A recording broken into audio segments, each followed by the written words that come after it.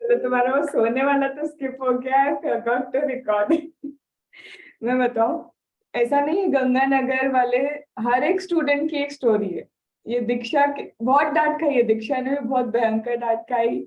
Mayhew वो निशांत ने सबसे ज्यादा डांट खाई। जो मुझे पता होता था ना कि ये सबसे सिंसियर है फ्रॉम पलक, सोर्स इज पलक, भाई वो तो और उल्टा ही निकलता था मेरी क्लास में। But the thing is when he called Mehul की मैम, मैंने सोचा था अब जब सीए बनूंगा तभी कॉल करूंगा, मैंने कहा अरे that is okay.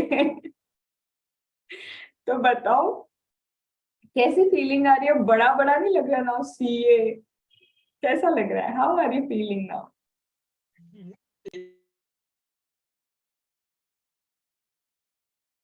And where is Nishan? आज भी लेट? Unmute unmute. मैम गायब। गया अब? उसको बोलना मैम डांटेगी।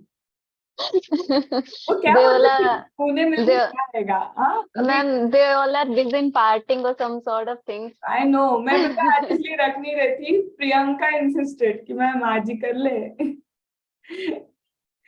हाँ गौरव, बिलीव नहीं हो रहा अब तक? अभी नहीं होगा, 2-3 दिन तो बोलने में लगेंगे कि सीए गौरव। तुम भी ट्रैवल कर रहे हो Gaurav? Mithilesh what about you?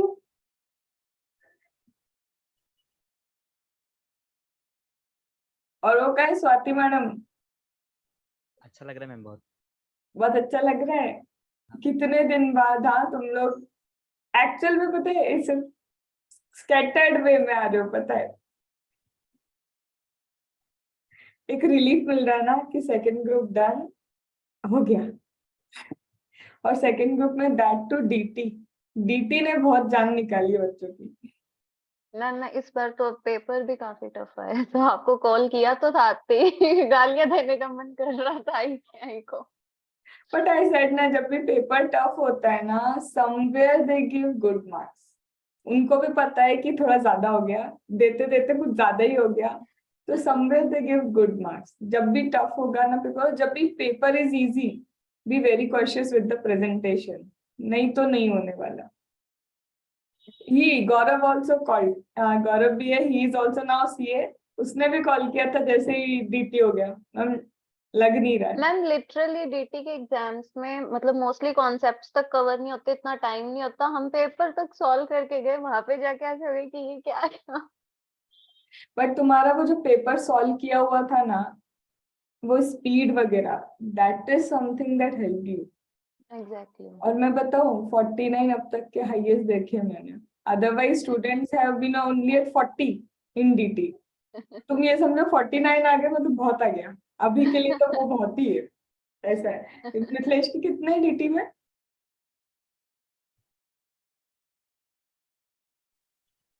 41 है मैम। 41। And Gaurav yours? 43। तो तुम समझ रहे हो, अभी तुम उसमें भी हाईएस्ट पे ही चल रही हो। 49 इज द हाईएस्ट इन नीति। और ये क्या मैडम स्वाति कहाँ है? ये सब लोग खुद पार्टी करने निकल गए बोल के। एक बार स्वाति का करो, मैं प्रियंका को करती हूँ। ज्योति, तुम्हें ज्योति का तो पता है क्या? थी तुम लोग के time? No ma'am, not in my batch. She was तो even mother of a kid. But okay. उसका भी इस बार हुआ तो आई वॉज लाइक वाह यार।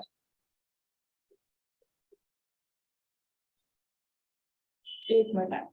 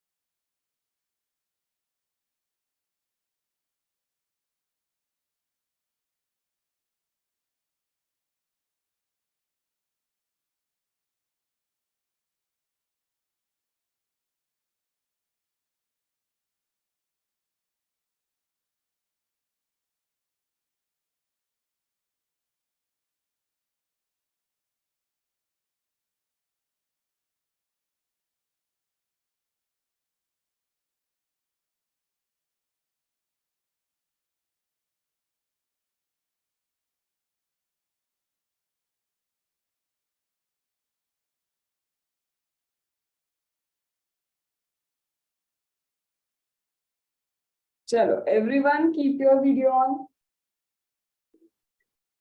मैम मैं थोड़ा आउटसाइड हूँ, इफ यू डोंट माइंड। हाँ हाँ ओके। चलो Mithilesh, you keep telling. Priyanka के लिए तो उसके हस्बैंड ने सरप्राइज प्लान किया है, तो I don't think it is good to even disturb them. चलो मिथिलेश, सबसे पहले अबाउट यू। आई रिमेम्बर सबसे पहले एक रिजल्ट आया था, नहीं हुआ। सेकंड रिजल्ट आया था, आई गेस नहीं हुआ। अभी कैसा फील हुआ जब PASS फाइनली दिख गया?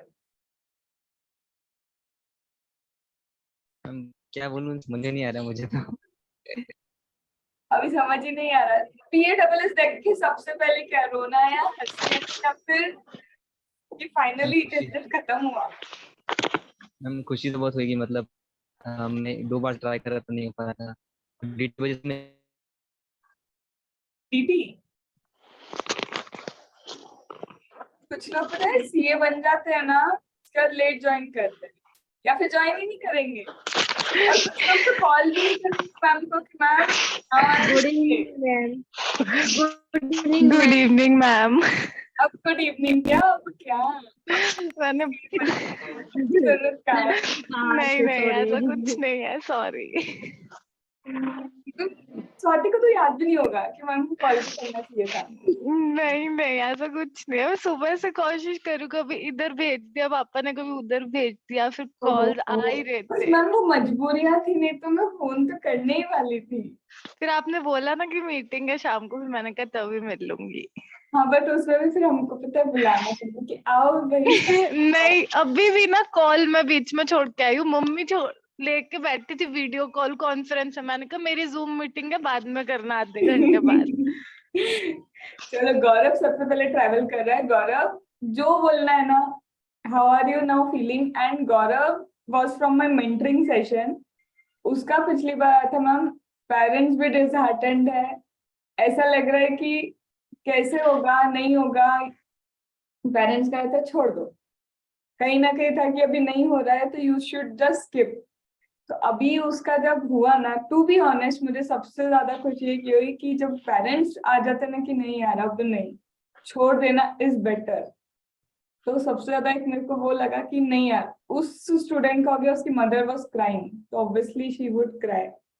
तो मुझे इतना खुशी हुआ कि finally he also cleared. And आज मुझे लगा सब ट्रैवल कर रहे हैं, मैंने आज रख के बहुत बड़ी गलती कर दी कि 2-4 दिन बाद रखना था। पर पता है क्या होता है, वो 2-4 दिन निकल जाते ना, वो एक खुशी थोड़ी सी फिर ओके न्यूट्रलाइज हो जाती है कि ठीक है। वो जो फर्स्ट डे रहता है ना कि मैम CA बन गए, मैम CA बन गए, वो फर्स्ट डे ही रहता है। अभी तुम कल परसों उठोगे ना, थोड़ा सा यूज टू हो जाओगे। तो दैट इज द रीजन मैंने कहा नहीं यार आज ही रखते हैं। और Jyoti madam, how are you feeling? Thank you so much ma'am. सबसे पहले तो आपको बहुत सारा thank you ma'am. Last time में आपने देखा था क्या हालत हो रखी थी। बस आज तो ऐसे लग रहा है, बस समझ में नहीं आ रहा था मॉर्निंग में रिजल्ट देखा जब, क्या सच्ची में होगी क्या क्लियर, क्या मतलब क्या है। मैं सुमित को बोल रही यार एक बार देखना ये मेरा ही है क्या। मैम सही में इतने खुश है ना सभी लोग, दोनों साइड से, इन लॉज भी और मेरे वाले मायके से। अच्छा अब अब इतने ऐसा लग खुश रहा है है ना। क्या? मुझे लास्ट अटेम्प्ट का याद है ज्योति का, मैम इतनी बार हो गया तो अब क्या करेंगे? आज वो लग रहा है क्या कि इतनी बार से कुछ एक्चुअल में वो फीलिंग आ भी नहीं कि कितने अटेम्प्ट दिए, कि अब बस लग रहा है कि नहीं फाइनली गिव अप नहीं किया? बोलो। आई गेस मैम हैंग हो गया था, आवाज नहीं आ रही थी आपकी। मैं बोल रही हूँ कि अभी फाइनली जब तुम्हारा हुआ, आ रही है अभी आवाज?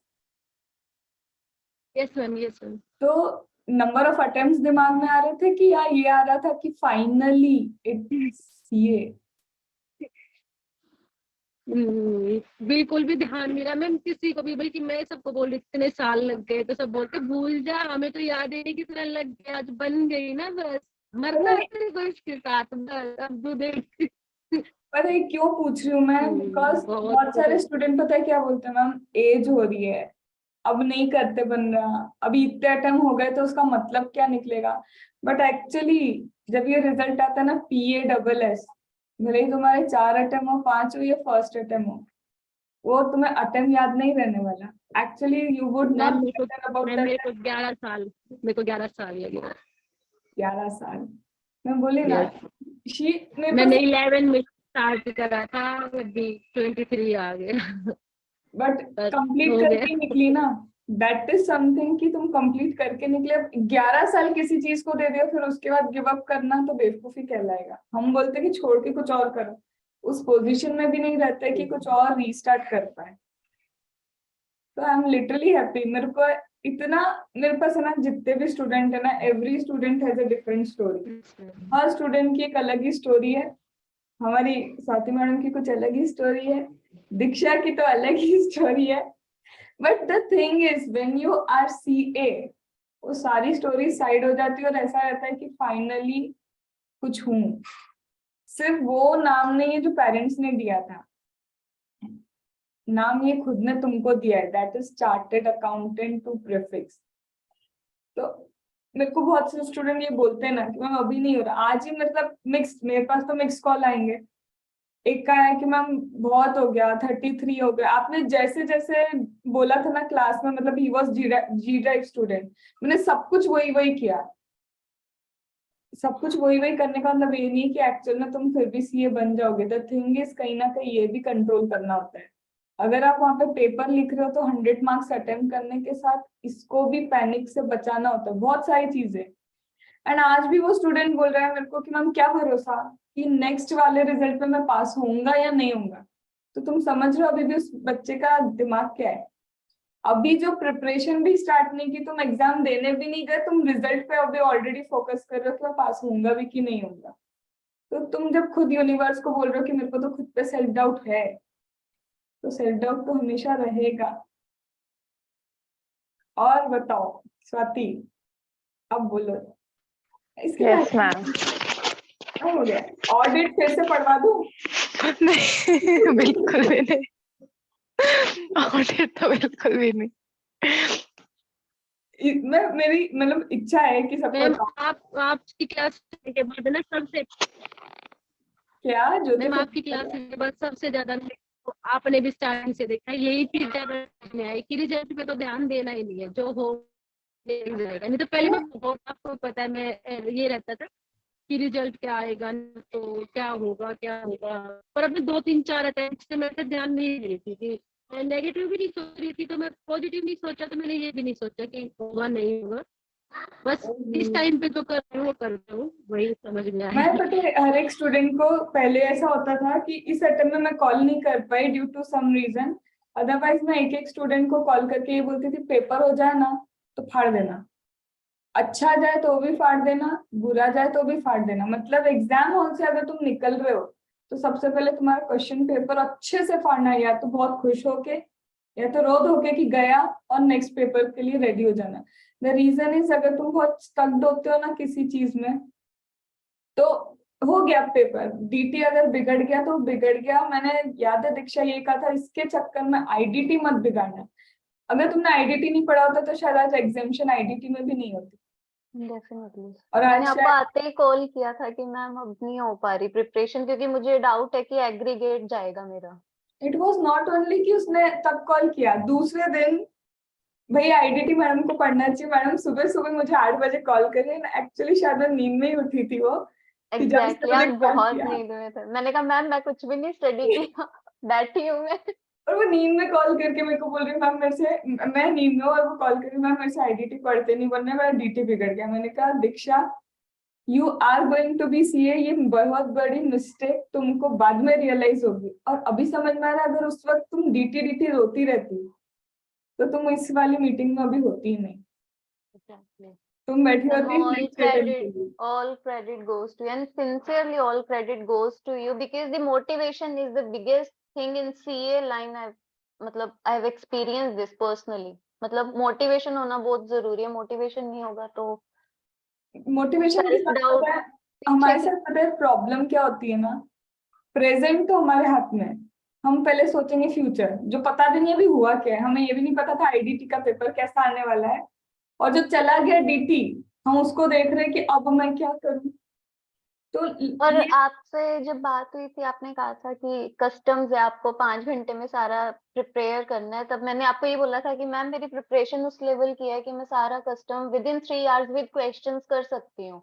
पर वो उतना कॉन्फिडेंस ही नहीं आ पा रहा है कि नेक्स्ट पेपर पे वो फोकस ही नहीं जा रहा है, ऐसा लग रहा है कि नहीं हो पाएगा ये मैनेज। मिस्टेक है, मैं बता रही हूँ ना, this are the mistake of a student. अगर मैं दीक्षा की आज शी सीए, सबसे पहले एक और महक सीए, महक इतना अच्छा लग रहा है ना तुम लोग को फाइनली। अब जो सब आ रहे हैं ना, now they are not my students, now they are CA. तो बोल के भी इतना खुशी मिल रही है ना कि फाइनली ना। मैं बताऊं, मुझे इसकी बेस्ट फ्रेंड ने बताया था कि जब ये एग्जाम देने जाती थी महक, उसको अपने बेबी को कार में छोड़ के जाना पड़ता था अपने हस्बैंड के साथ। क्यों? क्योंकि बेबी छोटा है, रहता नहीं है।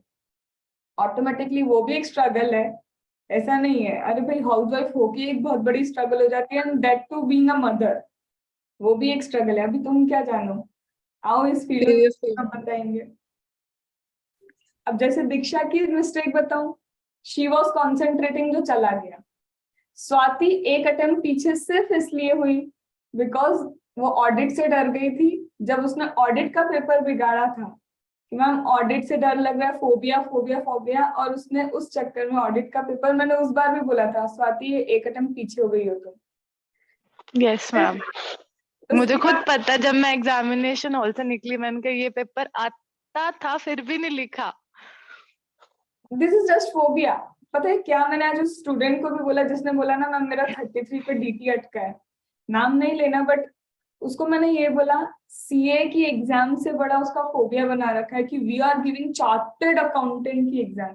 तुम बीकॉम की एग्जाम पढ़ के नहीं जाते, पर पता है कि सब लिख के आएंगे। मैं ये नहीं बोल रही सीए की एग्जाम बिना पढ़े लिख सकते हो, बट वो हाइक इतना क्रिएट हो चुका कि चार्टर्ड अकाउंटेंट की एग्जाम है। बट अगर तुम देखो तो पेपर पता है 60% सेम होता है, कोई नई एडजस्टमेंट 60% में नहीं होते, 40% में होते हैं। और तुम्हें पास होने के लिए 60 मार्क्स नहीं चाहिए होते, 40 चाहिए होते हैं। बट हमारा दिमाग क्या है, मैम वो 40%, वो 40 पे ही लगे रहो, पहले 60 जो आता है कट कॉपी पेस्ट होता है उसको तो कॉपी कर लो, उस पे तो स्ट्रेंथ लेके आ दो, लेकिन नहीं। बट अभी मैं क्या बोलूं, अब तो मैम हम फ्री हो गए। और पलक हमारी एक्स एक्स स्टूडेंट और किसी की बेस्ट फ्रेंड, कैसी हैं आप? हेलो मैम, मैं अच्छी हूँ, आप कैसे हो? आज तो गंगानगर वाले सीए बने, ग्रुप में सीए बने भाई। सही बात है, सबको कॉन्ग्रेचुलेशंस एवरीवन। गंगानगर के कितने? दीक्षा, अभी निशान ज्वाइन नहीं हुआ, मेहुल चला गया, स्वाति, चार चार बल्क में भैया, दर्ज बोलते मुझे हैं लग रहा है थोक में। मेरे बैच में या जिन लोगों ने मेरे साथ क्लासेस लगाई राइट फ्रॉम द टाइम हमने आईपीसीसी जब स्टार्ट करी थी, आई थिंक जिन्होंने फाइनल कंटिन्यू करा ना सबने ही क्लियर आउट कर लिया।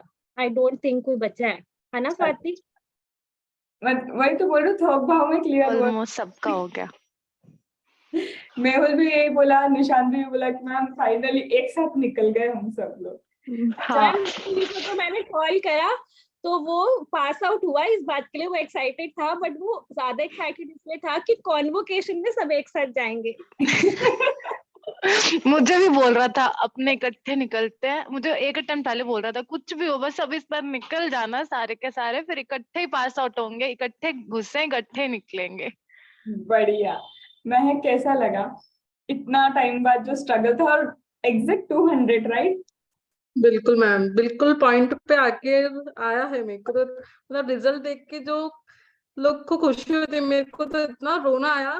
सबको लगा कि नहीं हुआ इसलिए रो रही है, तो मैंने बोला मैंने मेरा हो गया इसलिए रो रही हूँ। सब लोग इतना और आपका मोटिवेशन तो हमेशा मैं सारे वो देखती थी, आपके सारे सुनती थी, और आपका वो रहता था ना कि गिव अप नहीं करना है, तो वो मुझे बहुत, बस वही मेरे कान में बजता था, गिव अप नहीं करना है अपने को।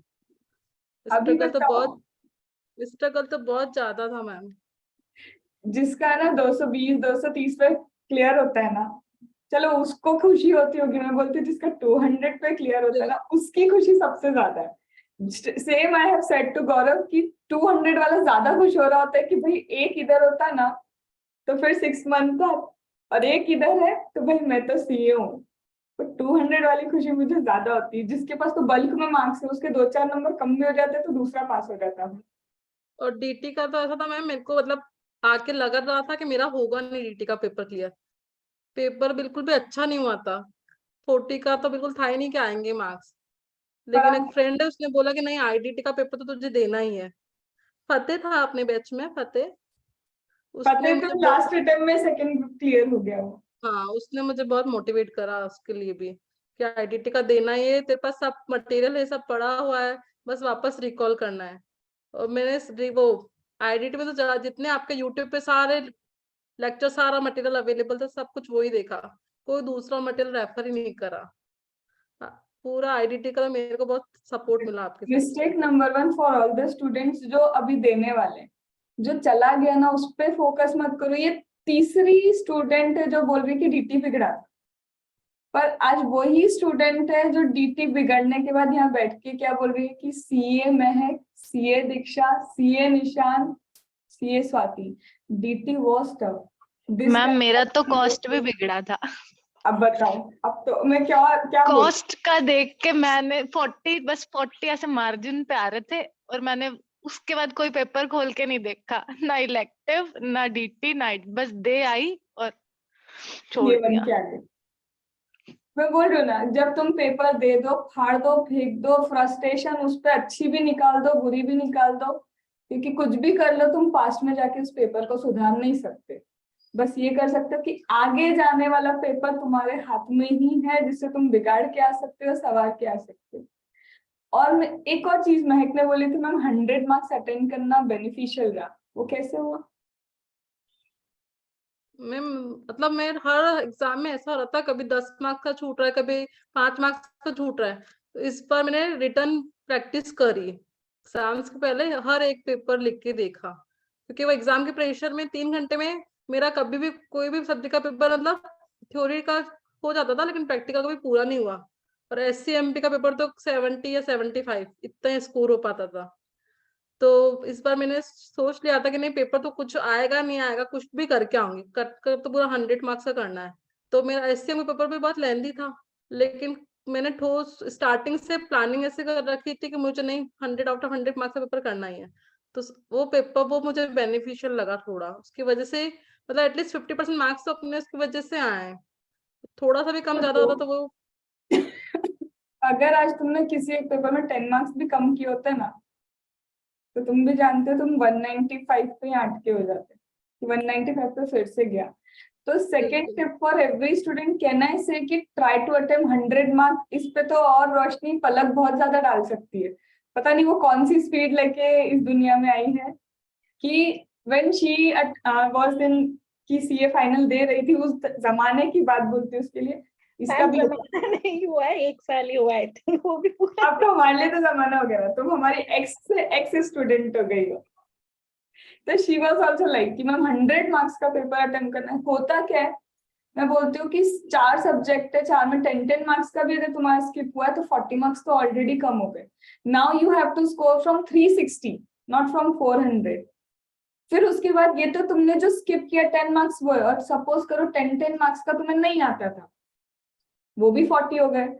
तो 40 + 40 80, तो 320 में से 200 क्रैक करना मुश्किल है। इसीलिए ट्राई करो कि whenever you want, strategy number 2 की एक तो ये पुराना भूल जाओ, नए पे कंसंट्रेट करो, और दूसरा कि if you want to attempt, writing practice should be that कि 100 मार्क्स का अटेम्प्ट करके आओ। तुम्हारा एग्रीगेट बनाएगा वो, 101% बनाएगा अगर सही करके आ रहे तो। ऐसा नहीं कि बस लिख लिख के आ गए, वो भी मत करके आ जाना, इट इज नॉट बी और गॉड। मैम एक एग्जाम के पहले, जिस दिन एग्जाम होता था उसके जो पहले आपका जो ऑडियो क्लिप आता था,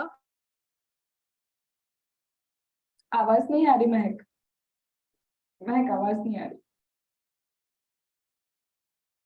नहीं, रीज्वाइन करो, एक बार रीज्वाइन करो। हेलो, हाँ अब आ रही है, एक मिनट मैम।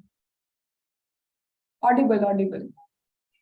एग्जाम के पहले जो आप डालते थे ना टेलीग्राम ग्रुप में ऑडियो मैसेज आपका, वो तो मुझे हमेशा हेल्पफुल रहा कि नहीं यार मैम, वो तो मैं हमेशा सुन के जाती थी एग्जाम से पहले, जो आपका हाफ आवर 1 आवर बिफोर जो मैसेज आता था, वो बहुत अच्छा होता था, सीरियसली अंदर से उससे जोश आ जाता था पेपर देने का। ऐसा है क्या? मेरे लिए तो बहुत अच्छा था वो कोई।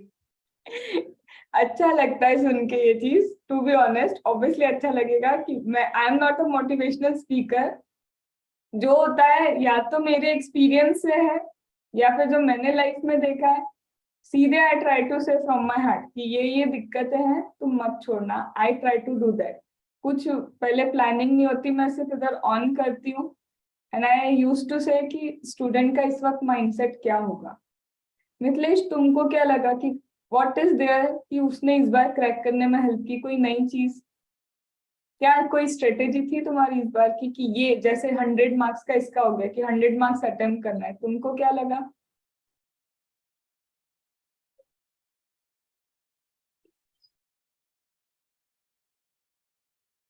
म्यूट पे हो, अनम्यूट करो।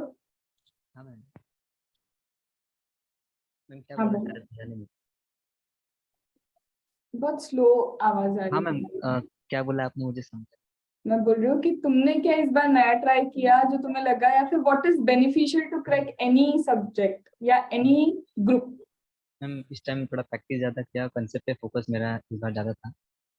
और मैंने डीटी पे फोकस मैंने किया था, पर डीटी में मेरा मार्क्स जो थे 41 के आसपास के आए। मतलब मेरे को लगा था कि 60 तक आने चाहिए, पर ठीक है, मुझे 41 में खुशी है। क्योंकि मैंने जब एग्जाम दिया तो मैं उस टाइम ही थोड़ा रोने लगा था कि मतलब एग्जाम में मतलब मेरा हो पाएगा कि नहीं, क्योंकि मेरा दोनों पेपर बहुत अच्छा गया था स्टार्टिंग। मैं तो बहुत खुश था कि मेरा हो जाएगा इस बार। जैसे डीटी दिया मैंने तो मैं बहुत टेंशन में हुआ कि मतलब होगा कि नहीं होगा कि नहीं। तो बार बार पेपर लेके मैं ना चेक करता रहता था कि मेरे को मतलब 40 होते कि नहीं होते कि नहीं। तो सोचता था कि हो जाएगा तो उसी मतलब, पर होता कि मतलब कर लूंगा ऐसा सोच रहा था। अब हो गया है। अच्छा, एक चीज बताओ, यू एंड गौरव बोथ, गौरव भी पता है कि सबसे पहले क्वेश्चन प्रैक्टिस कितनी इंपॉर्टेंट थी। डीटी के प्रोविजन पढ़ के होता है क्या कि क्वेश्चन प्रैक्टिस का कोई इंपॉर्टेंस है इस दुनिया में? स्वाति, दीक्षा, क्या बोलते हो? बताओ अपने अपने हिसाब से। ऑफ कोर्स मैम मैम, बहुत इम्पोर्टेंस है। प्रोविजन से you special know what is the writing pattern, कि how you have to present, क्या लिखना है क्या नहीं लिखना। जैसे वो डीटी डबल ए के क्वेश्चन था, तो उसमें वो 4 पॉइंट्स मैंडेटरी हैं। अगर वो ही नहीं लिखोगे सेक्शन 91 में तो half of the marks will be deducted. वैसे टीडीएस में हु इज द पेई हु इज द पेयर, वो पलक के शीट में जो देखा था वो भी बहुत इंपॉर्टेंट था। अगर वो ना लिखते तो शायद 43 44 जो आए वो ना आते। अगर तुमने मैम पेयर नहीं लिखा, पे नहीं लिखा, रेट नहीं लिखा, एक्सेप्शन नहीं लिखा और कैलकुलेट नहीं किया टीडीएस, ये 5 पॉइंट्स, अगर एक भी मिस किया तो हाफ मार्क्स आएंगे।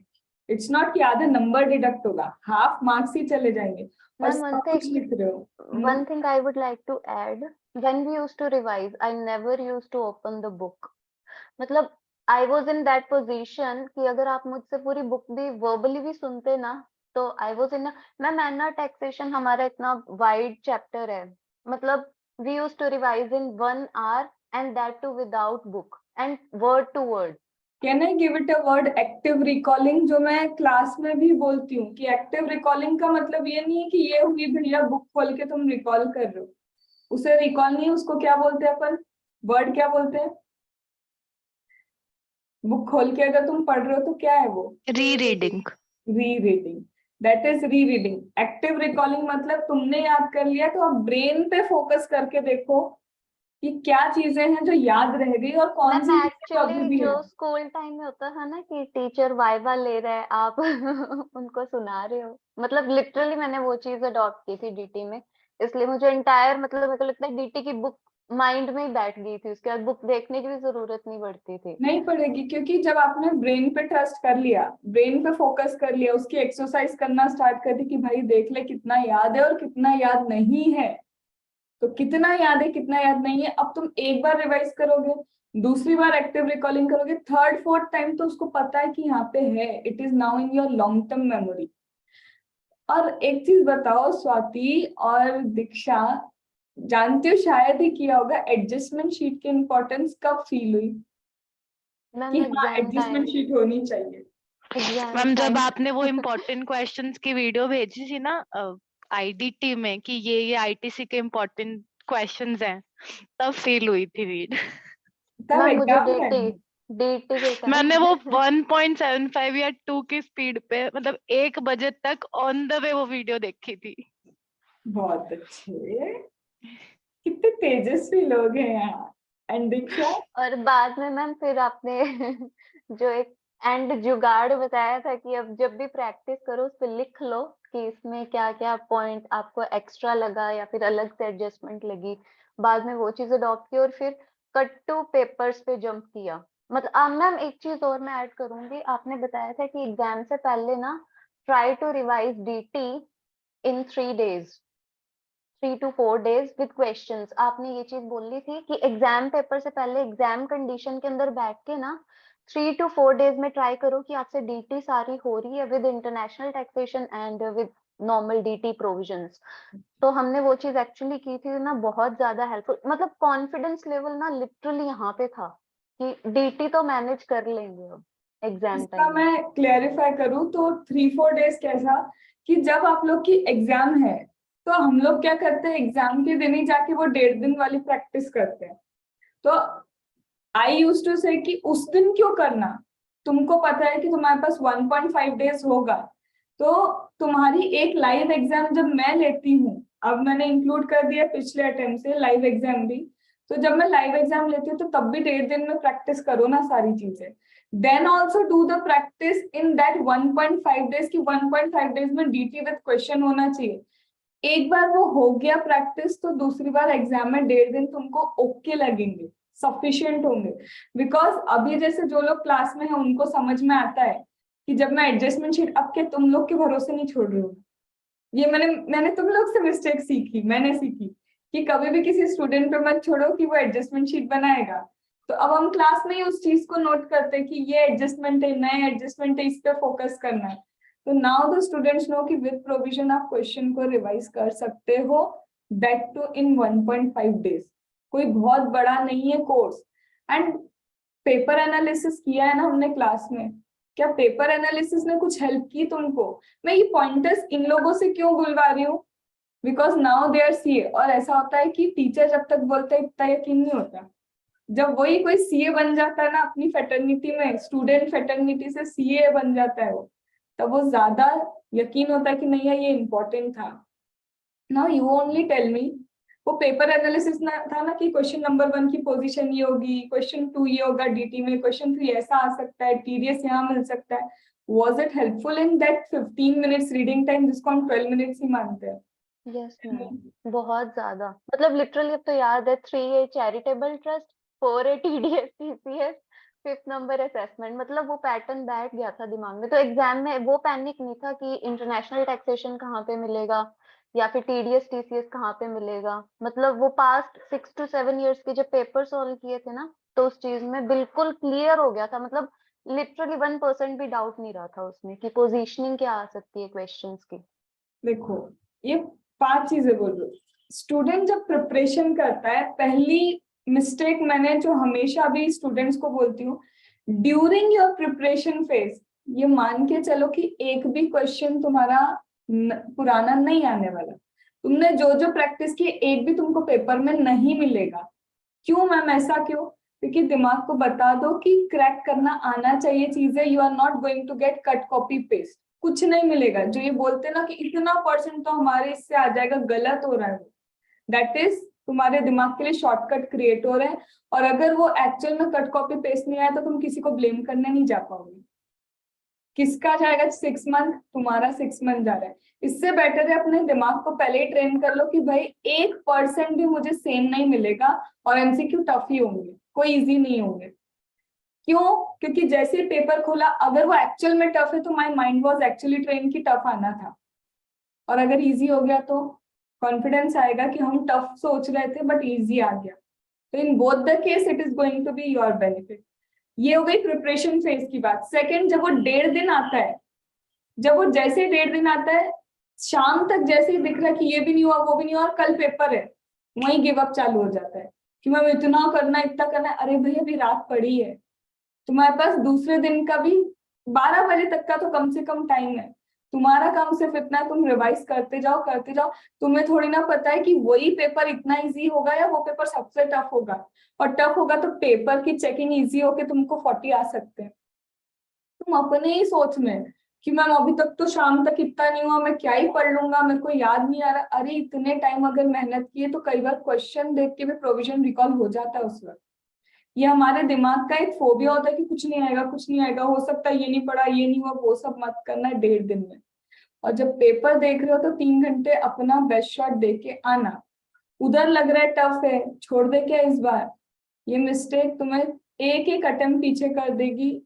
ओहो, स्वाति वाज लाइक अरे, बट ठीक है, की है मिस्टेक तो की है। किसी भी सब्जेक्ट में अगर दिख रहा है टफ है तो भी सॉल्व करके आ जाओ, क्योंकि तुम नहीं सॉल्व करके आओगे तो भी फेल हो। सॉल्व करके आ गए तो पता चल जाएगा कि मैं कितना केपेबल था या कितनी केपेबल थी। क्योंकि गिव अप कर दोगे तो पक्का ही है ना फेल होगे, तो इससे अच्छा दे के फेल हो जाओ, दैट इज बेटर। ये तीसरी मिस्टेक। चौथी मिस्टेक, इतना स्लो लिखते हो, इतना स्लो लिखते हो, कभी भी बिना देखे क्वेश्चन सॉल्व नहीं करते हो। तुमको तो बिना देखे ही एग्जाम सॉल्व करनी है ना, तो क्यों नहीं प्रिपरेशन फेज में क्वेश्चन देखो और आंसर मत देखो, पहले अपने दिमाग को चलाओ। जैसे ही अपना दिमाग चलने लगेगा तब तुमको समझ में आएगी कि क्वेश्चन में लिखना क्या है। अभी अगर मैं किसी को दे दूं ना सप्लाई की डेफिनेशन भी लिख दो, तो तुम्हारे हाथ ऐसे होंगे कि क्या लिखना है, वर्ड्स क्या है सप्लाई की डेफिनेशन के, जबकि supply is the first chapter of your IDT. So this are the mistake. और ये मैं सबसे एक एक बार भी अगर पूछवाऊंगी ना तो एवरी स्टूडेंट विल से कि ये अब क्लियर हो गए तो चीजें इजी दिखती है। उसके बाद लेकिन ये पता है कि मैम ये सब करना पड़ता है, and be a student of 6th 7th 8th class, जो एक्चुअल में तुम ये करते थे, याद करते थे, लिखते थे, बिना देखे वाइवा लेते थे, रिविजन करते थे, वो सारी चीजें करनी पड़ेगी। ठीक है, सो अब तुम लोग तो निकल गए, बट जो स्टूडेंट्स है अभी यहाँ पे, for them they should know कि ये शॉर्टकट से कुछ नहीं होता। डायरेक्टली रिवीजन वीडियो देखते से तुम सोचो कि कुछ हो जाए, तो या तो तुम्हें एक्स्ट्रा ऑर्डिनरी होना पड़ेगा। एक्स्ट्रा ऑर्डिनरी स्टूडेंट क्लियर कर सकता है, बट अगर हम एवरेज है तो हम एवरेज हैं, हम अबाव एवरेज है तो हम अबाव एवरेज है, खुद को एक्सेप्ट कर लो। पर अगर दिख रहा है बार बार रिवीजन वीडियो के बाद भी मुझे समझ नहीं आता ये क्वेश्चन का क्रक्स क्या है, मुझे कॉन्सेप्ट समझ नहीं आ रहे, if I am flaunting in DT में तुम्हारे 13 मार्क्स आ रहे, 23 मार्क्स आ रहे, तो इसका मतलब कॉन्सेप्चुअल क्लैरिटी नहीं है। तो this is the correct time, जाओ और जाके फिर से क्लासेस ले लो, क्योंकि अभी अगर 23 आ रहे हैं तो नॉट एट ऑल एक्सेप्टेबल। तुम अगर 35 36 की लाइन में हो, इसका मतलब प्रैक्टिस की जरूरत है, और 40 45 50 की लाइन में हो तो सेल्फ स्टडी कर लो, तुम्हारा क्लियर हो जाएगा, बट अप्रोच सही होनी चाहिए। तो हमारी एक और सीए, ओहो, हो गया तुम्हारा सरप्राइज हस्बैंड का। क्यों Priyanka? Hi ma'am, good evening. Good evening, कैसा रहा सरप्राइज? मैम काफी अच्छा था, और मैंने उनको बोला कि आप थोड़ा जल्दी कर लो, मुझे मैम के साथ ज्वाइन करना है, तो इसलिए। तो she is now CA Priyanka Walia. तो अभी अच्छा लग रहा है सुन के, सीए बोल रही हूँ, जब मैम बोल रही सीए, ये नहीं बोल रही प्रियंका पढ़ ले अच्छे से, गिव अप नहीं करना है। Thank you ma'am. मैम बहुत अच्छा लग रहा है सीए प्रियंका वालिया सुन के, and it is all because of you. मेरे को तो तुम छोड़ो मेरे को इसलिए क्योंकि मेरे को अजीब लगता है ये सुन के। क्यों अजीब लगता है? क्योंकि मुझे ऐसा लगता है पेपर तुम दे के आए हो, लर्निंग तुमने की है, मेहनत तुमने की है, मेरा काम सिर्फ 10% है कि बस ये कर लो, ये कर लो और ये कर लो, बस 90% credit. Sorry to interrupt, but अगर वो 10% नहीं होगा ना तो 90% बाकी वर्कआउट ही नहीं करता। Actually ma'am literally ma'am faced it. जब मैंने आपसे पहली बार बात करी थी, I don't know whether you remember it और नॉट, मैं ऑडिट में स्टक थी, और उस टाइम पर अगर आप मुझे गाइड ना करते ना, देन इतना जल्दी क्लियर आउट करना it would not have been possible actually. मेरे को देखो, फर्स्ट डे की तो तुम्हारी मेरी बात मुझे एक्चुअल में याद नहीं है, पर मुझे बाकी की सारी बातें याद है। बिकॉज कुछ भी होता है ना, मैडम अब ये कर लूं क्या, मैडम अब ये कर लूं क्या, मुझे लिटरली नहीं लगता कि पलक इज नाउ माई स्टूडेंट। पलक से मेरी सारी बात हो जाती है। कई बार आई डोंट नो, मैं 30 मिनट्स भी बातें चलती है, देन मैं उसको बोलती पलक यू आर माई स्टूडेंट, फिर याद आता है कि नहीं So it is like that. इसलिए मैंने कहा जिसको भी बुलाओ हम लोग बहुत टाइम बाद सारे गंगानगर वाले चिट चैट करेंगे। प्रियंका पहले तुम बताओ, तो what was your feeling now? अभी कैसा लग रहा है? ऑडिबल है प्रियंका? स्टार्ट। आवाज आ रही है मेरी?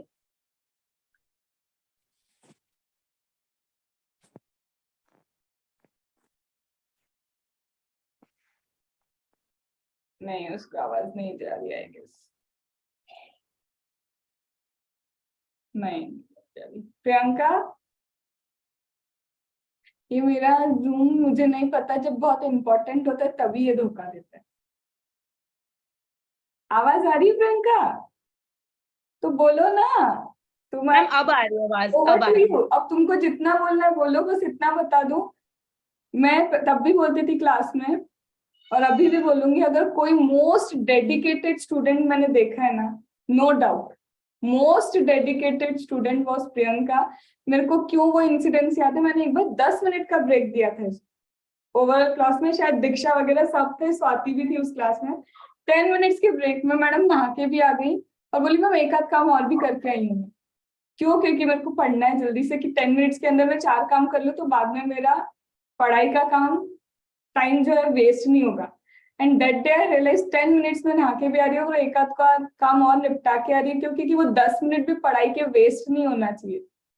तो दैट डे आई सेड कि सबसे डेडिकेटेड स्टूडेंट है तो वो ये है। She is also having a daughter. तो जब हम बोलते हैं ना कि बहुत मुसीबतें हैं पढ़ाई करने में, तो एक बार एनालाइज करो कि टाइम तो सबके पास 24 आवर्स है, कोई क्लियर कर रहा है और कोई क्लियर नहीं कर रहा है। Are you getting? बताओ प्रियंका, अब जो बोलना है बोलती जाओ। मैम सबसे पहले तो कुछ भी इम्पॉसिबल नहीं होता है लाइफ में। मुझे खुद भी लगा था जब मैं स्टार्ट किया आपके साथ, तो मुझे लगा 3-4 अटेम्प्ट लग ही जाएंगे, क्योंकि फैमिली के साथ डॉटर के साथ करना इतना इजी नहीं होता, और वो भी डॉटर मेरी बहुत छोटी है तो प्रॉब्लम होता है। लेकिन आपने जिस तरह से मैम गाइड किया ना, जो परफेक्शन की जरूरत होती है, जिस तरह से गाइडेंस मिला परफेक्शन के लिए, मेरे पास परफेक्शन नहीं था बिल्कुल भी, बस मेहनत कर रही थी, लेबर था, लेकिन एक परफेक्शन, एक प्रॉपर गाइडेंस नहीं था। तो मैम आपकी वजह से मुझे प्रॉपर गाइडेंस मिला। इवन मैं और भी स्टूडेंट्स को गाइडेंस देती थी आपकी क्लासेस के बाद, कि देखो अंकिता मैम ऐसे बोलती हैं, ऐसे करते हैं, ऐसे पेपर एनालिसिस होता है, ऐसे टेस्ट सीरीज देनी चाहिए, और मतलब मैं सबको गाइड करती थी ऐसे। तो मैम इसलिए मुझे मतलब काफी हेल्पफुल रहा आपका गाइडेंस। सुन के बड़ा अच्छा लगा। और मैम प्लस आपकी एडजस्टमेंट शीट्स काफी ज्यादा काम आई। जो पीजीबीपी मेरा जो बहुत वीक था, मैंने पूरा पीजीबीपी एडजस्टमेंट शीट में लिखा था, पूरा सारे सेक्शंस। उसके बाद तो मैम मुझे लर्न हो गया था कि मेरे इस पेज पे ये सेक्शन लिखा हुआ, इस कलर से इसको हाईलाइट किया है, ऐसे लर्न हो गया था मुझे, कि कोई मुझे नींद में भी कोई एडजस्टमेंट है कुछ पूछे ना, तो मुझे लर्न थे सारे एडजस्टमेंट्स। बस यही मैं पता है, ये जो 1-2 स्टूडेंट अभी मेरी क्लास के ज्वाइन हुए हैं, बट मैं ये सुनवाना चाहती हूँ उन लोग को कि एडजस्टमेंट शीट इज द रामबाण ब्रह्मास्त्र everything for DT as well as IDT. Even मैंने मैम आईडीटी में हर चैप्टर का एडजस्टमेंट शीट था। आईडीटी में जैसे कॉम्पोजिशन स्कीम है, जितने भी आईटीसी है, सबका एडजस्टमेंट शीट मेरे पास था। अगर मुझे कॉम्पोजिशन स्कीम रिवाइज करना है तो हार्डली 2 to 3 मिनट्स लगते थे मुझे रिविजन, उसमें पूरा कंप्लीट कॉम्पोजिशन स्कीम आ जाता था।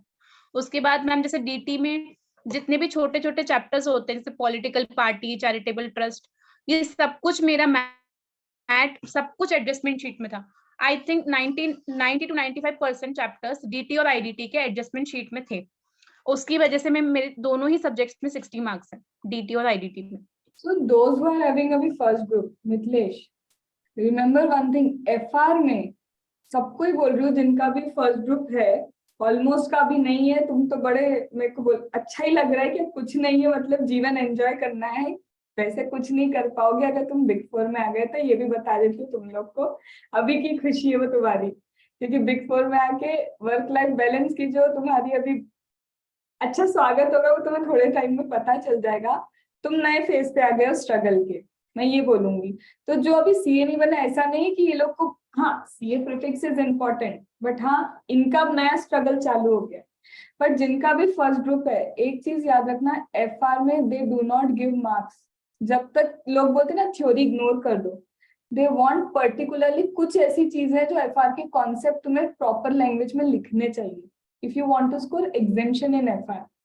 एसएफएम दिखता इजी है, बट अगर आपने स्टेप्स गलत किए और वो पेपर इजी निकला, तो इजी पेपर में you can not score exemption. क्यों? क्योंकि वो इजी पेपर में एक्सपेक्ट करेंगे कि तुम्हारा प्रेजेंटेशन सही होना चाहिए। एंड फर्स्ट ग्रुप में ऑडिट सबसे ज्यादा एक्चुअल में दुख देता है, और ऑडिट में मार्क्स अच्छे तब तक नहीं आएंगे until and unless you use the keywords and interlinkage. Like कहाँ पे ऐसे लिंक करता है, कहाँ पे उसी का कारो लिंक करता है, कहाँ पे इंडेस लिंक करता है, कहाँ पे एएस लिंक करता है। Are you getting? कई जगह तुमको पता चलेगा ये सारे लिंकेज है, ये फिजिकल में भी है, ये कारो में भी है, तो वो सारे लिंकेज तुमको याद रखने होंगे। और रही बात लॉ, एक्चुअल में law is for exemption in your first group. Law exemption के लिए इजी होता है, बट लॉ में सारी चीजें मैं अलग अलग वीडियो में कभी ना कभी देती जाऊंगी, बट हाँ लॉ में फैला फैला के इतना नहीं लिखना होता है, बहुत कट शॉर्ट लिख के भी तुम एग्जेम्पशन स्कोर कर सकते हो लॉ में। तो वो सारी चीजें कभी भी लगे तो मेरे को व्हाट्सएप पे पूछना, अदरवाइज कहीं ना कहीं मेरा ऑडियो में सब चीजें डली होंगी। बट फर्स्ट ग्रुप में कीप इन माइंड एसएफएम की थ्योरी को इग्नोर मत करना, है ना दीक्षा? मैडम दीक्षा छोड़ के जाने वाली थी, वो तो निशान का कॉल आ गया था सुबह सुबह कि भाई ये थ्योरी कर लो। थ्योरी प्लेस 25 to 30 मार्क का रोल इन एसएफएम। और एसएफएम की थ्योरी तुम्हें मैं बता दूं, जो बोलते हैं ना कि 2-3 चैप्टर कर लो, आजकल इनका ट्रेंड बदल गया है। ऐसी ऐसी थ्योरी पूछ लेंगे तो तुमने कभी खुद ने भी नहीं देखी होगी कि अरे यार ये अपने ही एसएफएम की बुक के अंदर की थ्योरी है। तो डू नॉट इग्नोर थ्योरी। भले ही सबका थोड़ा थोड़ा मीनिंग पता होना चाहिए, but you should know in SFM that thing. ठीक है, तो ये अभी जो मैंने ट्रेंड एनालिसिस किया है एसएफएम के पेपर का, उसके बेस पे बता रही हूँ। थ्योरी कॉमन चैप्टर से नहीं आ रही है, अब थ्योरी का पैटर्न बदल गया है, क्योंकि जब 30 मार्क्स तुम्हें थ्योरी के दे रहे तो वो उसमें भी ढंग का ही एक्सपेक्ट करेंगे तुमसे। ठीक है। तो अब लास्ट में तुम्हें जिसको जो जो बोलना है, एंड अच्छा लग रहा है कि अब मैं तुम लोग को स्टूडेंट नहीं बोल रही हूँ, मुझे बहुत अच्छा लग रहा है। एंड मेरी जर्नी के हिसाब से जब तुम लोग बताते हो ना कि ये सारी चीजें तुम्हें हेल्प कर रही है, तो ऑनेस्टली अभी मेरा वो पीक अभी भी नहीं आया कि आई कैन से कि हाँ बहुत बड़े फैकल्टी हो गए अपन, नहीं है, जो है फैक्ट नहीं है। बट हाँ अगर ये इतने कम लोगों में, क्योंकि आज का रिजल्ट, ये मुझे वो फर्स्ट वाली बैच का रिजल्ट याद दिलाता है जब 100% रिजल्ट था। मेरी जो फर्स्ट बैच थी इट वाज 100% रिजल्ट। एक बच्चा भी डीटीआईडीटी में फेल नहीं हुआ था। आई एम नॉट सेइंग कि उसने क्लियर कर लिया होगा, बट जो मुझसे सब्जेक्ट पढ़े थे एक बच्चा भी फेल नहीं हुआ। एंड टुडे 10 सीए कम नहीं है। अगर आप सिर्फ 15 to 20 स्टूडेंट्स पढ़ा रहे हो और उसमें 10 सीए हैं, उसके बाद सेकेंड ग्रुप क्लियर करने वाले अलग है, और डीटीआईडीटी में एक बच्चे के अलावा कोई भी फेल नहीं है। तो वो इतना अच्छा, मैं बता नहीं सकती कि वो प्राउड मूवमेंट तुमसे ज्यादा मेरे लिए होता है कि एटलीस्ट मुझे लगता है कि सही ट्रैक पर मैं जा रही हूँ। तो that is all thanks to all of you कि अपने एफर्ट्स तुमने रखे, अदरवाइज गिव अप कर देते students. All thanks to you. तो अब जिसको जो जो मन में बोलना है, मिथिलेश एक लाइन में क्या बोलना है एक बार में बोलते जाओ। सो सब लोग को अब सीए बन गए तो सीए एंजॉय करने देते हैं। बोल तुम्हारा जो तुम्हारी सीए जर्नी का एक्सपीरियंस है, यू कैन से। पहले तो सबको कांग्रेचुलेशन जो सीए बन गए, और यही बोलना चाहूँगा कि मतलब मैं आप में मतलब आपका तो बहुत रिस्पेक्ट करता हूँ मैम। आप जो बोलते हो सही है, हम लोग थोड़ा फॉलो नहीं करते, इसकी वजह से थोड़ा गलती हो जाती है बहुत जगह, बस ठीक है। अरे थैंक यू मेरे अलावा भी तुम अपने लिए भी बोलो। नहीं मैम, जो भी आपने कराया उसके मतलब आपकी वजह से थोड़ा बोलते हैं ना, आपने जैसा बताया फॉलो किया, उसके रिजल्ट सामने बोल सकते हैं। ओके महक,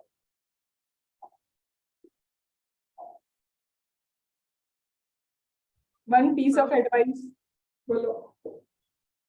मेरा तो ये था कि एक तो 100% अटेम्प्ट करो, और एक पेपर भी अपना बिगड़ गया तो नेक्स्ट अपन को देना है, ऐसा नहीं कि गिव अप कर दिया, क्योंकि वो एक पेपर पे भी डिपेंड करता है कि क्या रहेगा।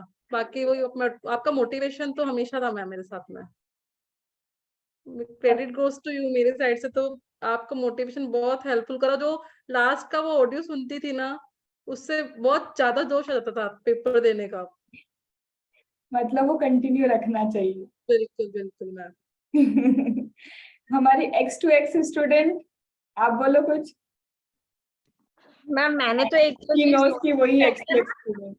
इस बार वाले रिजल्ट से कि हम हाँ। लोग हमेशा जैसे सीए में आते हैं ना, सब लोग ये बोलते हैं कि सीए में तो आगे बट पास तभी होगे अगर तुम्हारी किस्मत में होगा।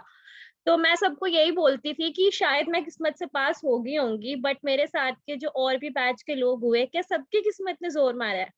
तो किस्मत है बट वो उतनी है जितना आप रोड पर चल रहे हो और आपका एक्सीडेंट हो सकता है, वो किसी का भी हो सकता है। तो किस्मत सिर्फ उतनी है, बाकी सब it's all about hard work और करेक्ट स्ट्रैटेजी। अगर स्ट्रैटेजी गलत है तो आप कितनी भी मेहनत कर लो, you will not get the result. Gita में क्या बोला है? कर्म कर, फल की चिंता मत कर। पर भगवान ने ये नहीं बोला कि कर्म किसी भी डायरेक्शन में करो। Obviously you should have a correct direction. उसके बाद नहीं मिल रहा है तो ओके। मुझे स्टूडेंट बोलते हैं मैम इतनी मेहनत कर ली, इतनी मेहनत कर ली, और मैं उनसे पूछती हूँ ना, चलो मुझे मिक्स सप्लाई कंपोजिट सप्लाई का डिफरेंस बताओ। कसम से बोल रही हूँ, उनको ये भी नहीं पता होता है। फिर बोलते हैं कि मैम हमने ये प्रिपेयर कर लिया। मैं उनको फिर बोलती हूँ तुम्हें मेरी मेंटरिंग ज्वाइन कर लिया ना, मुझे पहले सप्लाई चैप्टर करके दो। मैं ऑनेस्टली बता रही हूँ, मेरे एक्सपीरियंस 4 दिन बच्चों को सप्लाई के डेफिनेशन में निकल जाते हैं और उसके बाद भी वो इनडेप्थ नॉलेज सप्लाई का नहीं होते। So if you are going in a direction, तुम बोलो ना बिल्कुल मेहनत कर ली, तो पहले तो ये करेक्ट रखो अपने दिमाग में, क्योंकि स्टूडेंट्स बोलते हैं यार आईसीआई का रिजल्ट बड़ा खराब आ रहा है। तुमने सही डायरेक्शन में मेहनत की है क्या? पहले खुद को जज करो। मैं बोलती हूँ है 20% फ्लॉजेस आईसीआई की चेकिंग में, 101% 20% फ्लॉजेस हैं, पर 80% तुम सही हो क्या? अगर तुम 80% की बिल्कुल बोलते ना कि हम बिल्कुल सही है, तब किसी को ब्लेम करना। तुम लोग क्लास में रह चुके हो सब लोग, यू नो कितनी जगह तुमको वर्डिंग्स लिखना नहीं आते हैं कि क्या लिखना चाहिए, हम क्या लिख रहे हैं उसका मीनिंग कुछ और ही निकल रहा है।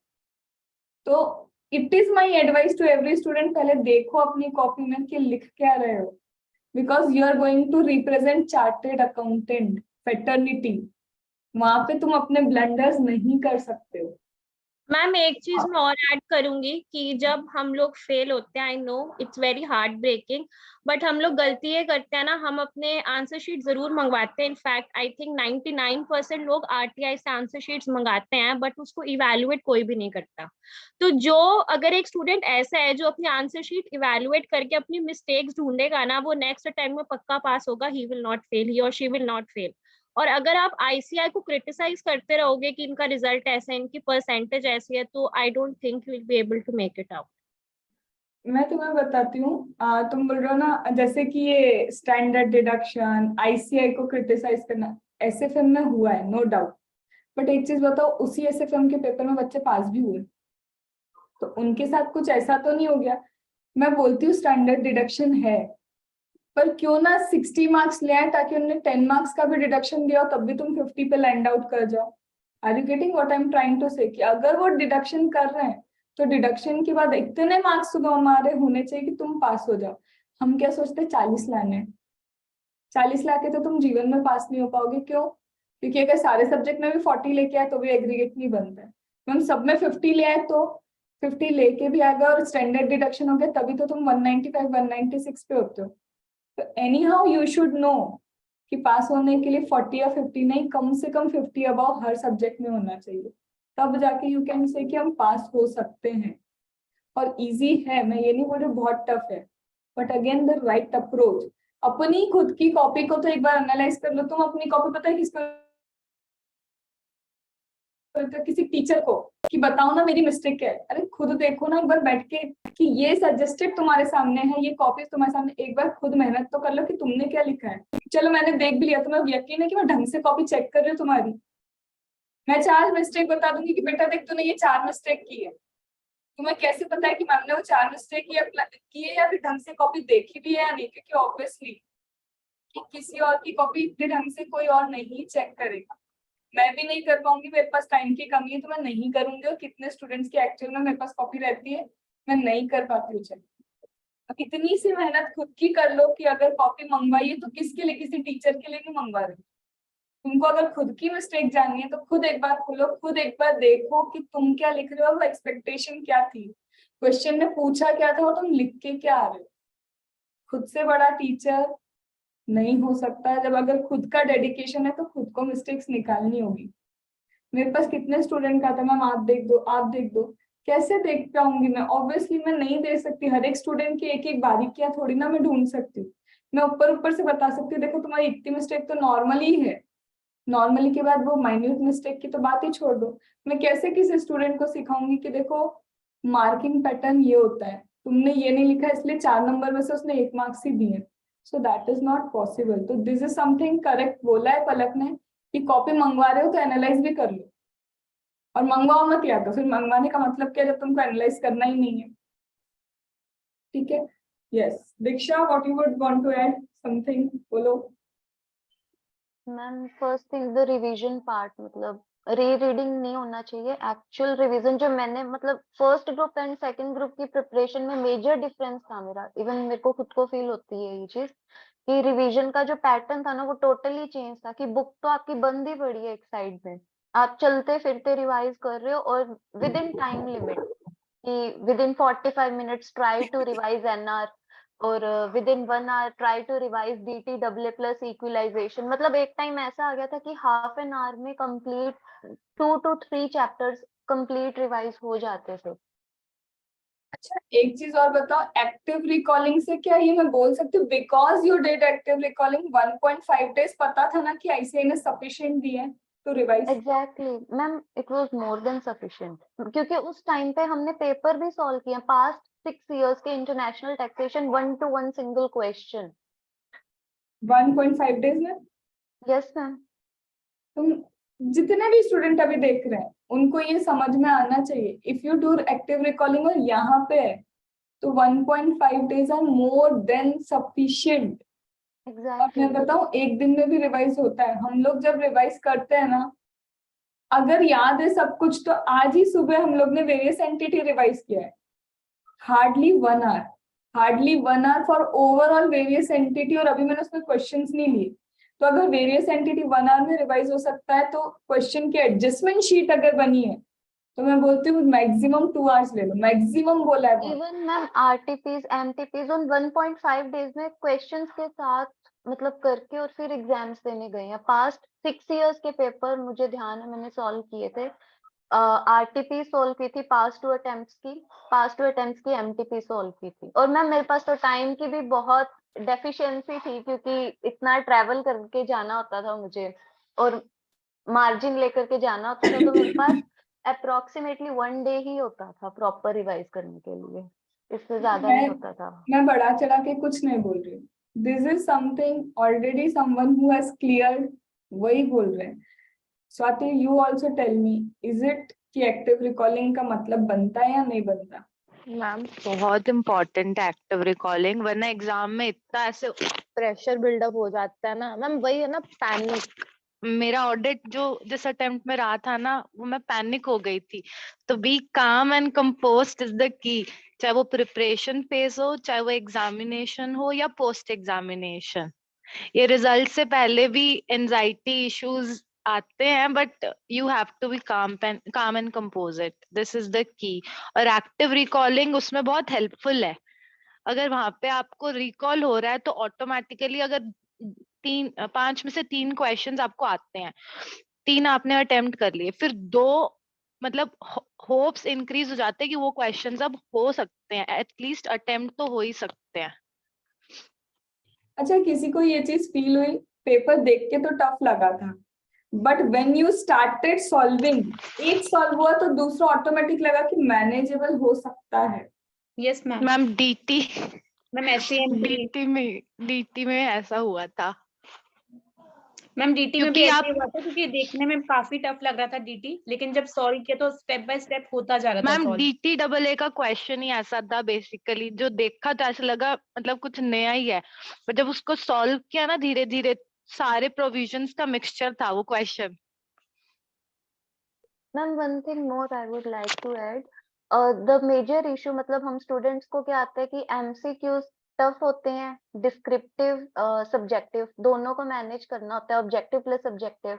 तो मतलब जो मैंने पैटर्न अडॉप्ट किया अपने सभी एग्जाम्स में 30-70 में, वो यही रखा था कि मैम इनिशियली पहले सब्जेक्टिव में उठाती थी, उसके बाद मिडल ऑफ द टाइम में हमेशा ऑब्जेक्टिव उठाती थी, क्योंकि इनिशियली अगर हम ऑब्जेक्टिव उठा लेते हैं ना, तो उसमें क्या होता है, अगर टाइम निकल भी जाता है ना, तो वो पता नहीं चलता एक स्टूडेंट को कि इतना टाइम ऑलरेडी निकल चुका है। और बिल्कुल एंड में उठाते हैं तो वो 30 मार्क्स का पैटर्न आता है, 30 मार्क्स का होता है, तो वो हम मतलब हरी में उस चीज को गलत कर देते हैं। तो वो मेरा हमेशा पेपर पैटर्न यही रहा है कि मैं हमेशा मिड ऑफ द टाइम में वो चीज उठाती थी कि ना उसको ज्यादा टाइम मिले और ना कम टाइम मिले।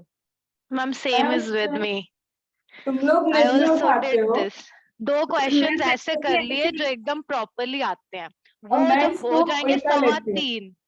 3.25 आप टारगेट रखो कि एटलीस्ट 2 और 3 क्वेश्चंस जो आपको आते हैं वो आप कर लो, फिर एमसीक्यूज उठाओ, फिर उसके बाद जो क्वेश्चंस रह गए, मतलब ऑलमोस्ट आपका 50-60 मार्क्स का पेपर मैनेजेबल हो जाता है उस टाइम तक कहीं मेरा ना कहीं। कैसा रहता है, टू बी फ्रैंक, मैं थोड़ा सा अलग सोचती हूँ इसको, डिपेंड्स ऑन स्टूडेंट।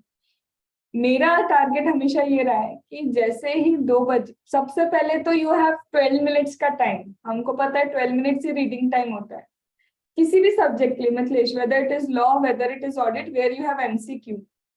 हमको क्या करना चाहिए, वो 12 मिनट्स में 2 क्वेश्चन निकालो। स्टूडेंट्स का मिस्टेक होता है, वो पूरा पेपर समझने की कोशिश करते, नहीं होने वाला। 12 मिनट्स में तुम पूरा पेपर रीडिंग नहीं कर सकते। हमेशा गो टू द रिक्वायरमेंट की रिक्वायरमेंट क्या है और टॉपिक कौन सा पूछा है। दिख गया टॉपिक ये इंपॉर्टेंट और मेरे को आता है, उस क्वेश्चन को पूरा पढ़ो। तो you have to pick only 2 questions. 2 question ऐसे समझ लो अच्छे से कि पता है कि जैसे या तो 2 बजेगी वो 2 क्वेश्चन स्टार्ट करना है, या फिर जैसे ही 2 बजती है एमसीक्यू खोलो। क्यों? अगर एमसीक्यू के 10 क्वेश्चंस भी तुम्हारे करेक्ट हुए ना, तो श्योर 10 मार्क्स तो तुमने कमा लिए। एंड ऑब्वियसली एमसीक्यू 30 तो पूरे होते भी नहीं, 22 एमसीक्यूज होते हैं वो, ठीक है। 22 एमसीक्यूज है। टारगेट मैं ये रखती थी कि 30 मिनट्स में खत्म हो ही जाना चाहिए। घड़ी लेके जाता है हर बच्चा, 2 से 2.5, ज्यादा से ज्यादा 2:40 तक एमसीक्यू खत्म होना ही चाहिए। उससे ज्यादा 1 मिनट भी लग रहा है तो छोड़ दो। क्यों? क्योंकि या तो एमसीक्यू के मिलेंगे तो शॉर्ट 1 मार्क्स तुम्हारे होंगे, और एमसीक्यू 10 मार्क्स के तो तुम भी जानते हो कि सबसे इजी होते हैं, जो पता है कि 10 मार्क्स आएंगे मतलब आएंगे ही आएंगे, वो कहीं नहीं जाते हैं। तो 10 मार्क्स वो छोड़ने का नहीं। क्यों मैं इनिशियली बोलती हूँ कि जैसे 2:40 तक तुमने क्या कर लिया, एमसीक्यूज कर लिए, टफ वाले तो तुमको बाद में भी नहीं आने वाले। अभी सुकून शांति से तुमने 40 मिनट्स 30 मिनट दिया, पता है कि ये नहीं आने वाले, टिक करो और भूल जाओ उसको, क्योंकि बाद में तो तुम तुक्का ही मारने वाले, कुछ दिमाग नहीं चलेगा। तो 40 मिनट्स में अगर तुम्हारे, मैं बोलती हूँ 15 नंबर भी कमा लिए तो 15 तो श्योर है। 30 में से 15 भी एमसीक्यू के आ रहे तो श्योर 15 मार्क्स आ रहे हैं। फिर वो 2 क्वेश्चन उठाओ जो तुम्हारे इंपॉर्टेंट है, वो अगले 40 मिनट्स या 30 मिनट्स में हो जाने चाहिए, होना ही चाहिए। इसका मतलब वो श्योर 15 हो गए। ये अच्छे से आने वाला क्वेश्चन अगर मेरा सपोज करो 20 मार्क्स का, और मैं मान रही हूँ कि 10 ही आएगा, मुझे मान के चल रहे कि 20 में से भी 10 मार्क्स ही आएंगे, तो तुम्हें पता है कि 25 मार्क्स का पारी खेल ली। फिर अगले और आधे घंटे में, मतलब 1.5 घंटा जैसे हो जाएगा, फिर तुम्हारा एक और क्वेश्चन हो जाना चाहिए। मतलब तुम्हारे 1.5 से 2 घंटे में वो 40 नंबर तुम्हारे हाथ में होने चाहिए। एंड आई ऑलवेज प्रेफर पहले एमसीक्यू। क्यों? कि एमसीक्यू पक्के मार्क्स दिलाते हैं। अगर तुमने लास्ट में एमसीक्यू उठाए या मिडिल में उठाए, तो मिडिल में क्या होगा, ना तुमने इधर डिस्क्रिप्टिव कंप्लीट किया ना तुम्हारा एमसीक्यू कंप्लीट है। अगर एमसीक्यू टफ आया तो ये लगेगा डिस्क्रिप्टिव तो वैसे ही गया, एमसीक्यू में भी गए भैया। तो इसीलिए मैं जनरली प्रेफर करती हूँ सबसे पहले एमसीक्यू उठाओ, आधे घंटे नहीं तो 40 मिनट्स में एमसीक्यू खत्म करो, और फिर सिर्फ और सिर्फ डिस्क्रिप्टिव पे तुम्हारा फोकस होना चाहिए।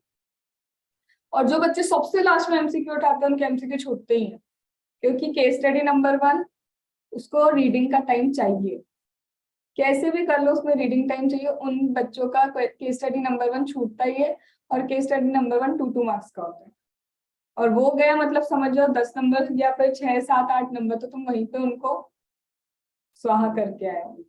तो आई प्रेफर तुमको पहले एमसीक्यू करना चाहिए, but again student wise differ करता है। मुझे कभी क्यों नहीं जमती ये चीज, क्योंकि ना इधर कंप्लीट हुआ ना इधर कंप्लीट हुआ, बीच में आ गए तो तुम इधर भी छोड़ रहे हो इधर भी छोड़ रहे हो, दोनों की टेंशन में झूलते हो कि यार एमसीक्यू भी कंप्लीट करना है क्योंकि अभी डिस्क्रिप्टिव भी खत्म हुआ, तो एक एक स्लॉट निपटाओ, दैट आई प्रेफर। बाकी जिसको जो समझ में है, मेन तो पास होने से मतलब है।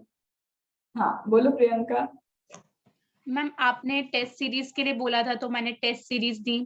उसके बाद मैम सीए इंस्टीट्यूट के मॉक टेस्ट एग्जाम्स होते हैं तो मैम मैंने दोनों मॉक टेस्ट एग्जाम दिए और मैंने मैम 3 अटेम्प्ट के मॉक टेस्ट पेपर्स जो मतलब होता है ना पास पेपर्स, आरटीपीस और आपके जो भी टेस्ट होते थे वो सब कंप्लीट किए मैम मैंने। और जो मॉक टेस्ट जो आरटीपीस थे ना जो पास मतलब पास अटेम्प्ट्स के, वो मैंने 3 से 4 बार मैम कंप्लीट किए, नॉट ओनली वंस। उसमें भी मैम एग्जाम के लिए किसी भी ग्रुप के लिए तुम लोग बताओ टेस्ट क्या इम्पोर्टेंट थे कि नहीं यार, टेस्ट नहीं भी देते तो चल जाता? मैम टेस्ट सबसे ज्यादा इम्पोर्टेंट है, सबसे ज्यादा इम्पोर्टेंट टेस्ट। कुछ क्या काम आ गया तुमको टेस्ट देके, क्या हो गया ऐसा? मैम राइटिंग प्रैक्टिस, कीवर्ड्स लिखे हैं कि नहीं लिखे हैं, टाइम पे चीजें कंप्लीट हो पा रही हैं कि नहीं, और बस प्रेजेंटेशन और ये सब इम्प्रूव होता है। मैम रिकॉल करने की जो प्रैक्टिस होती है ना कि रिकॉल हो पा रहा है कि नहीं एक्चुअल में, वो पता तो क्या मैं बोल दूं कि कहीं ना कहीं टेस्ट सीरीज तुम्हें एग्जाम की प्रैक्टिस करवा रहा है बिना देखे लिखने की? कॉन्फिडेंस लेवल बहुत बढ़ता है। स्पेशली मैंने जब आईसीएआई के मॉक टेस्ट एग्जाम दिए थे बिल्कुल एंड टाइम पे, एग्जाम से जस्ट पहले, और मेरे मार्क्स उसमें काफी अच्छे थे, तो मुझे काफी हद तक कॉन्फिडेंस मिला। जो एग्जाम में डर रहता है एग्जाम से पहले, जस्ट एंजाइटी रहती है, वो काफी कम हुई और मुझे कॉन्फिडेंस था कि मैं क्रैक कर ही लूंगी। फिर बाद में भले ही मुझे डर लगा एग्जाम देने के बाद, थोड़े टफ थे, डीटी वगैरह थोड़ा टफ था, लेकिन एक जो पहले होता है ना एग्जाम से पहले एंजाइटी होती है, थोड़ी कम हो गई मेरी मॉक टेस्ट कहने एग्जाम। से एंजाइटी कंट्रोल करके भी बहुत ज्यादा तुम्हारा माइंड सेटल्ड रहता है। सो बेसिकली देखो, तुमको तो कॉन्ग्रेचुलेशन करना था, मैं तुम लोग से बहुत दिन से मिल नहीं पा रही थी, तो आई वाज लाइक कि यार आज ही सेव बना तो आज ही मिलना है, आज ही क्लियर किया ग्रुप तो आज ही मिलना है। इवन मुझे पता है कि अभी 2-4 लोग तो ज्वाइन भी नहीं हुए, चलेगा, बट एक वो रहता है कि आज का जो खुशी है ना वो आज ही होने वाली है। जैसे उस मूवमेंट जैसे तुम सीए बने थे, वो खुशी का कंपैरिजन अभी नहीं कर सकते तुम। अब तुम सेटल्ड हो गए हो कि हाँ सीए बन गए हैं या फिर ग्रुप क्लियर हो गया, तो मैम वो सारी खुशी आपके चेहरे में दिख रही है मैम। मैं तो बताओ, तुम लोग तो रोते हो जब इधर से कॉल आता है मैम मेरा सी हो गया, लिटरली बता रही हूँ, इधर से मेरे टपक रहे होते कि अरे सी। वो इमोशन ही ऐसे होते हैं कि जब एक बच्चा रो के बोलता है ना मैम फाइनली हो गया। मैं अभी जब ज्योति ने भी कॉल किया, मुझे ज्योति के टाइम बहुत रोना आया क्योंकि उसका बहुत टाइम से उसका भी ऐसे शी सेड ना 11 साल पेशेंस चाहिए, बहुत 11 साल किसी डिग्री को देने के लिए, and last to last attempt I know वो नहीं दे रही थी, एंड बहुत उसकी हेल्थ भी इस कारण उसने इतनी अफेक्ट की थी कि वो बियॉन्ड मेरे को बोलना भी नहीं है कि वो क्या रीजन था कि उसकी हेल्थ इतनी अफेक्ट कर ली उसने सिर्फ डिग्री के लिए। उस टाइम में मैंने उसको ये बोला था हेल्थ कॉम्प्रोमाइज करके मत करना, हेल्थ दोबारा नहीं आएगी, मत करना। फिर थोड़ा सेटल्ड हुई, शांत हुई, फिर उसने दिया, नहीं हुआ। इसके बाद वाले अटेम्प्ट में अभी उसका आईडीटी क्लियर हुआ था, आईडीटी एग्जाम्प्ट हुआ, तो मैंने कहा था कि एग्जामिशन आ गई तो 100% है कि अब नेक्स्ट अटेम्प्ट निकलना ही है। देन फाइनली अब जाके उसका 11 साल में चार्टेड अकाउंटेंट। और अभी मैंने उसको पूछा कि क्या याद आ रहा था कि अटेम्प्ट कितने, नहीं याद आता। और मैं बताऊं रिश्तेदारों को भी याद नहीं आएगा। अब वो पता है क्या बोल रहे होंगे, सीए साहब अभी जब रिजल्ट आता तब भले ही पूछेंगे नहीं हुआ क्या, इस बार भी रह गया, बट जब तुम बन जाओगे ना, अरे सीए साहब बच्ची ने मेहनत बड़ी की, हार नहीं मानी बच्ची ने। अब वो वर्ड हमें पता था, हमको पता था ये बच्ची हो जाएगी। कि हार नहीं मानती है, कड़ी मेहनत करती है, बहुत बार ऐसा तो ये true words ma'am, true words. तो ये सब एक्सपीरियंस की चीजें हैं, बहुत सारी चीजें जो लाइफ ने दिखाई है। वो है कि आज जो लोग तुम्हें क्रिटिसाइज करे, जैसे ही तुम कुछ बन गए ना, तुम उनके लिए सी साहब होने वाले हो, और यू वुड बी लाइक अरे वाह यार बेटा, हम हमारी फैमिली के हो तुम, हमें प्राउड है। ऑटोमेटिकली तुम प्राउड में कन्वर्ट हो जाओगे। रिजल्ट जिस दिन आने आता है तो उस दिन जिसका कॉल नहीं आता उन लोगों के कॉल भी आने लग जाते हैं। और मैं बताऊं, लिटरली बता रही हूँ कि अगर तुमने दूसरों के रिजल्ट डाले हैं, जैसे अपनी फैमिली में, उन्हें पता होगा ना कि तुम्हारा रिजल्ट आने वाला है, तो भाई तुमने अपना रिजल्ट क्यों नहीं डाला होगा, क्योंकि पता है नहीं क्लियर हुआ, लेकिन स्पेशली कुछ नहीं। फिर तेरा क्या हुआ जब पता है सामने वाले को कि अगर दूसरे का रिजल्ट आ रहा है खुद का नहीं डाला है, इसका मतलब ही है कि नहीं है। बट नहीं, पिन पॉइंट तो करेंगे। और मैं किसी भी स्टूडेंट को आगे जाके कभी रिजल्ट नहीं पूछती हूँ। रीजन अगर होगा तो बच्चा खुद एक्साइटमेंट में बता देगा, नहीं होगा तो उसको ये याद नहीं दिलाना कि बेटा तेरा नहीं हुआ। तो आई नेवर एवर डू, ये एक एथिक्स मतलब एटिकेट्स होते हैं अपने, कि रिजल्ट कभी किसी बच्चे से नहीं पूछा जाता है। रिमेम्बर दीक्षा, आज मैंने बोला था तुम किसको, पता नहीं हम किसको कॉल कर रहे थे, मेहुल को? नहीं इसको मैम, लग हमारी नहीं रहा था। नॉर्मली बात हुई थी, आपने कहा कि इन स्टूडेंट्स का क्या हुआ, तो हमने कहा कि मैम हमारा कोई ऐसा नहीं, कांटेक्ट नहीं हुआ, नहीं, स्वाति को कॉल कर रहे थे। हाँ, किन्हीं के थ्रू पता चलेगा तो अलग चीज हाँ, है, बिकॉज मैंने मेरी लाइफ में कभी किसी को कॉल नहीं कभी किया नहीं। और जब मैं रिजल्ट सबको ही वाला। बोलूंगी कि किसी को भी रिजल्ट के दिन कॉल मत करो। अगर अच्छा होगा तो वो खुद खुशी में बता देगा, और बुरा होगा ना तो तुम एक्चुअल में उसको पिन पॉइंट कर रहे हो कि बेटा तेरा हुआ नहीं है। तो नेवर एवर डू दिस, ये एटिकेट्स होने चाहिए सब में।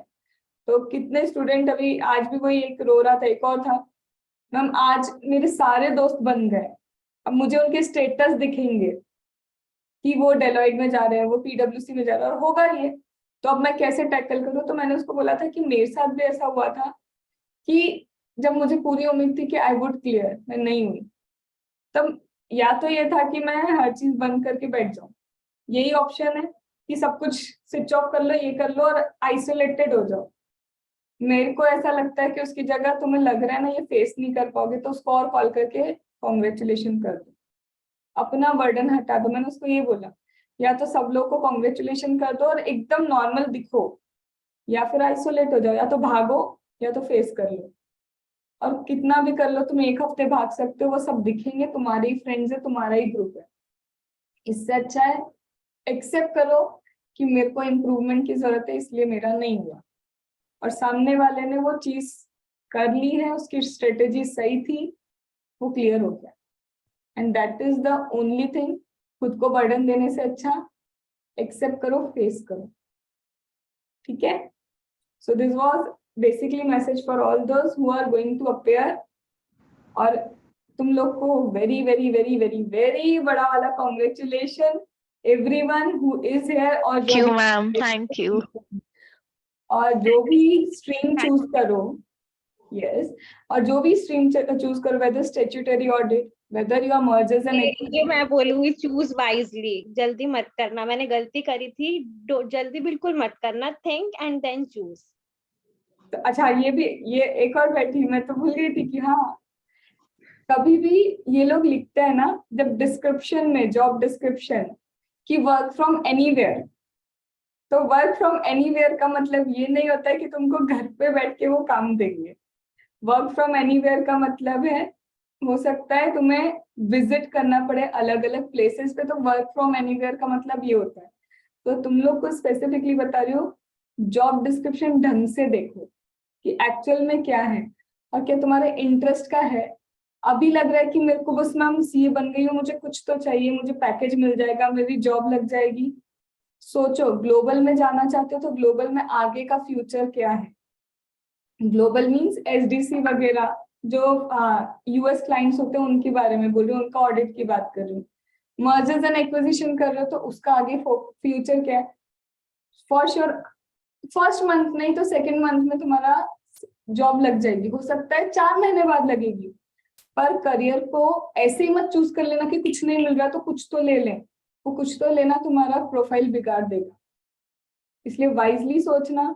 दूसरा, गर्ल्स के लिए मैं स्पेसिफिकली बोलूंगी, सोच समझ के देखो, बहुत सारी चीजें होती हैं गर्ल्स के साथ, फैमिली ओरिएंटेड, ये वो बहुत सारी चीजें। वर्क लाइफ बैलेंस अगर प्रायोरिटी है तो मैं अभी से बोल रही हूँ, किसी भी बिग 4 की स्टैट्यूटरी ऑडिट में मत जाना, क्लियर बोल रही हूँ, क्योंकि statutory audit will not help you in your work life balance. Instead go for DTIDT, instead go for mergers and acquisition, क्योंकि स्टैट्यूटरी ऑडिट का मतलब ही रिस्पॉन्सिबिलिटी है, और तुम्हारी बिग 4 की रिस्पॉन्सिबिलिटीज बहुत ज्यादा है, डॉक्यूमेंटेशन बहुत ज्यादा है, और खुद स्वाति ये समझेगी भी, मैं तो दिन रात देखती हूँ ये चीजें। तो वर्क लाइफ बैलेंस अगर प्रायोरिटी है तो स्टैट्यूटरी ऑडिट सोच के लेना बिग फोर का, आई एम नॉट सेइंग किसी और फर्म का, बिग फोर का सोच समझ के लेना। मैम मैंने तो इतना देखा है ना, सुबह 6 बजे ऑडिट कमेटी, मतलब आज संडे, कल ऑडिट कमेटी, सुबह 6 बजे घर गई हूँ और मैनेजर ने मुझे स्ट्रिक्टली बोला रिपोर्ट एट 10, और उससे 15 दिन पीछे 2-3 मतलब at night till 2-3 we used to work. Normal है। और बिग फोर वालों का स्टैट्यूटरी ऑडिट का ये नेगेटिव पॉइंट नहीं है, आप बैलेंस कर सकते हो तो पक्का जाओ, मैं ये नहीं बोल रही, सीखने को बहुत है। Health issues ma'am major concern रहता है। हेल्थ इश्यूज आएंगे क्योंकि अगर आपको 14 आवर्स बैठना है, सिर्फ लैपटॉप के सामने बैठना है, और उसके बाद लैपटॉप के सामने बैठ के भी सोशल लाइफ नहीं है, तो कहीं ना कहीं आपको बैक वगैरह की प्रॉब्लम स्टार्ट होगी ही होगी। बट ये है कि अगर आप मैनेज कर सकते हो, कई बच्चे करते हैं इसको भी बहुत अच्छे से मैनेज, तो लर्निंग भी सबसे ज्यादा स्टैट्यूटरी ऑडिट में जो मैम बहुत नेक्स्ट लेवल डेडिकेशन चाहिए, बहुत नेक्स्ट लेवल, जिसको मतलब करियर ही मतलब उसके लिए प्रायोरिटी है ना। काश ये अभी मेरा हस्बैंड यहाँ पे सुन रहा हो। मतलब मैंने मेरी मैनेजर को देखा था, शी वाज 28 और 29 एंड उनकी हेल्थ पता नहीं क्या ही थी, मतलब she used to wear a belt and then set. ये सब है, ये देखो, ये सब ऐसा नहीं है कि तुम्हें ऐसा, क्योंकि नए बच्चे क्या होते हैं उन्हें पता नहीं होता है, उनको लगता है बस मिल रहा है, और पैकेज भी अब अच्छा दे रहे हैं, 8-9 लाख तो तुम्हारा स्टार्टिंग होगा, तो फिर लगता है ऐसा पैकेज कैसे छोड़ दे। तो ऐसा नहीं, if you are going for statutory audit तो सोच समझ के जाना, स्पेसिफिकली गर्ल्स, क्योंकि वर्क लाइफ बैलेंस ज्यादा गर्ल्स को ही करनी है, बॉयज का चला लिया जाएगा। My brother he is a qualified cousin, so आज उसने मुझसे रिजल्ट पे पूछा क्या करना है, लाइफ चाहिए या पैसा चाहिए। मैंने कहा दोनों। कहते नहीं एक ही मिलेगा, ट्रेलर तो तूने देखा हुआ है, अब तू देख ले, पैसा चाहिए तो वैसा ही सिस्टम है। मैं तुमको बताती हूँ, एक छोटा सा एक्सपीरियंस बताती हूँ रिलेटेड टू ये स्टैट्यूटरी ऑडिट। हमारी फर्स्ट एनिवर्सरी थी and we went to Goa for trip. भाई फर्स्ट एनिवर्सरी पे हम गोवा ट्रिप पे जा रहे हैं, एक दिन तो एंजॉय कर लिया, 23 जनवरी। भाई साहब 24 जनवरी को बीच के उधर लैपटॉप लेकर गए और मैं अकेली घूम के आई फिर। तो आई एम क्योंकि मैं मेरे साथ भी ऐसा हुआ था, मैं ट्रिप पे गई थी न्यू ईयर्स पे, और वो वहां से मुझे कॉल कर रही है, ट्रैकर कहाँ है, ये कहाँ है, वो कहाँ है, और मेरा भाई भी वो डिलॉयट में था, तो वो भी पूरा टाइम ऑन द वे बीच में लैपटॉप पे। ये और मुझे नॉर्मल भी है, फोन बट कर रही है, ट्रैकर कहाँ है, she was in the hospital and she was tracker कहाँ है, ट्रैकर कहाँ है। ये दिस इज द फैक्ट, ये एक फैक्ट है। बट हाँ, डेडलाइंस पे ही ज्यादा होता है, ऐसा नहीं है कि बेचारे 12 महीने ऐसा करते, डेडलाइंस पे ही ज्यादा होता है। मैम मेजॉरिटी टाइम ईवाई यही पे था। थी, क्योंकि तुम ईवाई में थी ना, केपीएमजी में थी। ईवाई का culture is like this. Ma'am depend करता है कि डिपार्टमेंट कौन सा है, मेरा मैनेजर तो बहुत, और डिपार्टमेंट में मेरा हेल्थ केयर था। मेरे को लगता है मुझे चुप हो जाना चाहिए, इसको मैम बोल लेने तो, आज बहुत तकलीफ थी हमारी। नहीं, but in a nutshell I would say, जो भी करो बस एक बार सोच लेना। एंड इंटरनल ऑडिट भी तब लेना कभी, क्योंकि अगर तुम्हें इंटरनल ऑडिट के भी ऑप्शंस आएंगे, इंटरनल ऑडिट अगर तुम ट्रैवलिंग में कंफर्टेबल हो तो, क्योंकि इंटरनल ऑडिट का मतलब ही ट्रैवलिंग, ठीक है, work from anywhere is equal to internal audit. फिर मैम बिग फोर में तो चले गए, मैं क्यों बोल रही हूँ, सीए के लिए बोल रही हूँ, मैम बिग फोर में तो चले गए, 6 महीने में क्विट कर दे क्या, मत करना। मुझे पता है तकलीफ होगी, तुमको बर्डन आ रहा होगा, तुम्हारा लाइफ वर्क लाइफ बैलेंस नहीं हो रहा होगा, बट 6 महीने में छोड़ना मत, प्रोफाइल खराब कर लोगे। क्योंकि ऑब्वियसली एक कंपनी जब दूसरी रखेगी ना, तुम बिग फोर छोड़ के आओ, उन्हें पता है कि वर्क प्रेशर के लिए तुमने बिग फोर छोड़ दिया 6 महीने में, हो सकता है तुम्हें दूसरी जॉब अच्छी मिल जाए, बट दिक्कत ये आएगी कि कहीं ना कहीं तुम्हारा प्रोफाइल बिगड़ चुका होगा कि तुम 6-6 महीने में चेंज कर लो, दिखता है वो कि ये एम्प्लॉय परमानेंट नहीं टिकेगा अगर ज्यादा वर्क प्रेशर हुआ तो तुम्हें या तो वो, मतलब उनको भी समझ में आता है इतना, तो 6 मंथ्स में कभी भी किसी जॉब को ड्रॉप आउट मत करना।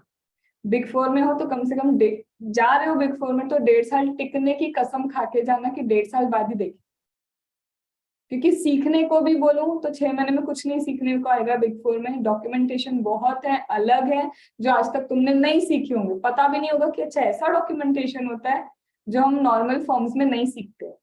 सीखने को बहुत मिलेगा, but you can not expect कि 6 मंथ्स में सीख जाओगे, एटलीस्ट 1.5, क्योंकि तुम जब नए नए जाओगे तो वो तुमको कैसे दे देंगे कुछ भी, तुम कैसे सीख पाओगे।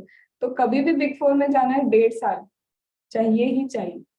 फिर मैम अगर इंडस्ट्री चूज कर ले, तो कोई इंडस्ट्री भी चूज करने तो वाइजली चूज करना, क्योंकि इंडस्ट्री से फिर फ्लक्चुएशन नहीं होता है। अगर आप एक पर्टिकुलर इंडस्ट्री में ट्रेन हो गए तो दूसरी इंडस्ट्री आपको अगर लेगी तो वो तो आपको फ्रेशर ही मान के लेगी। तो ये छोटी छोटी चीजें ध्यान रखना कि कहाँ जाना है, आगे जाके पता ही है। कुछ बच्चे ऐसा बोलते हैं मैम इनिशियली तो जॉब करनी, बाद में तो अपना ही करेंगे। तो मैं तुम्हें एक फैक्ट और बता देती हूँ, 1-2 साल बाद ऐसा होगा, तुम 2 साल तो कम से कम जॉब करने की सोचोगे, फिर खुद का कुछ सोचोगे। 2 साल में तुम्हारा पैकेज ऐसा होगा कि 80-90,000 तुम्हारे पास मंथली आ रहे। क्या उतने गट्स होंगे तुम्हें कि 90,000 का मंथली इनकम छोड़ के तुम 0 पे फिर से रिस्क लोगे क्या? हमको ऐसा लगता है अभी जॉब कर लेते हैं, फिर बाद में कुछ अपना देखेंगे। तो वो अपना कैसे देखोगे, हर महीने की सैलरी कैसे छोड़ पाओगे, वो भी चीजें सोचना। क्योंकि अभी इनिशियल फेज पे हो तो सारी रिस्क लोगे, क्योंकि अभी 0 से ही स्टार्ट कर रहे हो। पर एक बार जो बच्चे के पास लाख रुपए महीना आ रहा है वो छोड़ नहीं सकता है। तो फिर हो सकता है फिर से कहाँ पे बैठ जाओगे, 9 से 7 की जॉब में। ये सब रियलिटी चेक दे रही हूँ तुमको, कि ऐसे फैंसी मत सोचना कि अरे सीए बन गए तो बहुत कुछ अलग हो गया। तुम अब सिर्फ एक फेज से हट गए हो और दूसरे फेज पे आ गए हो, जो एक स्ट्रगल ही है।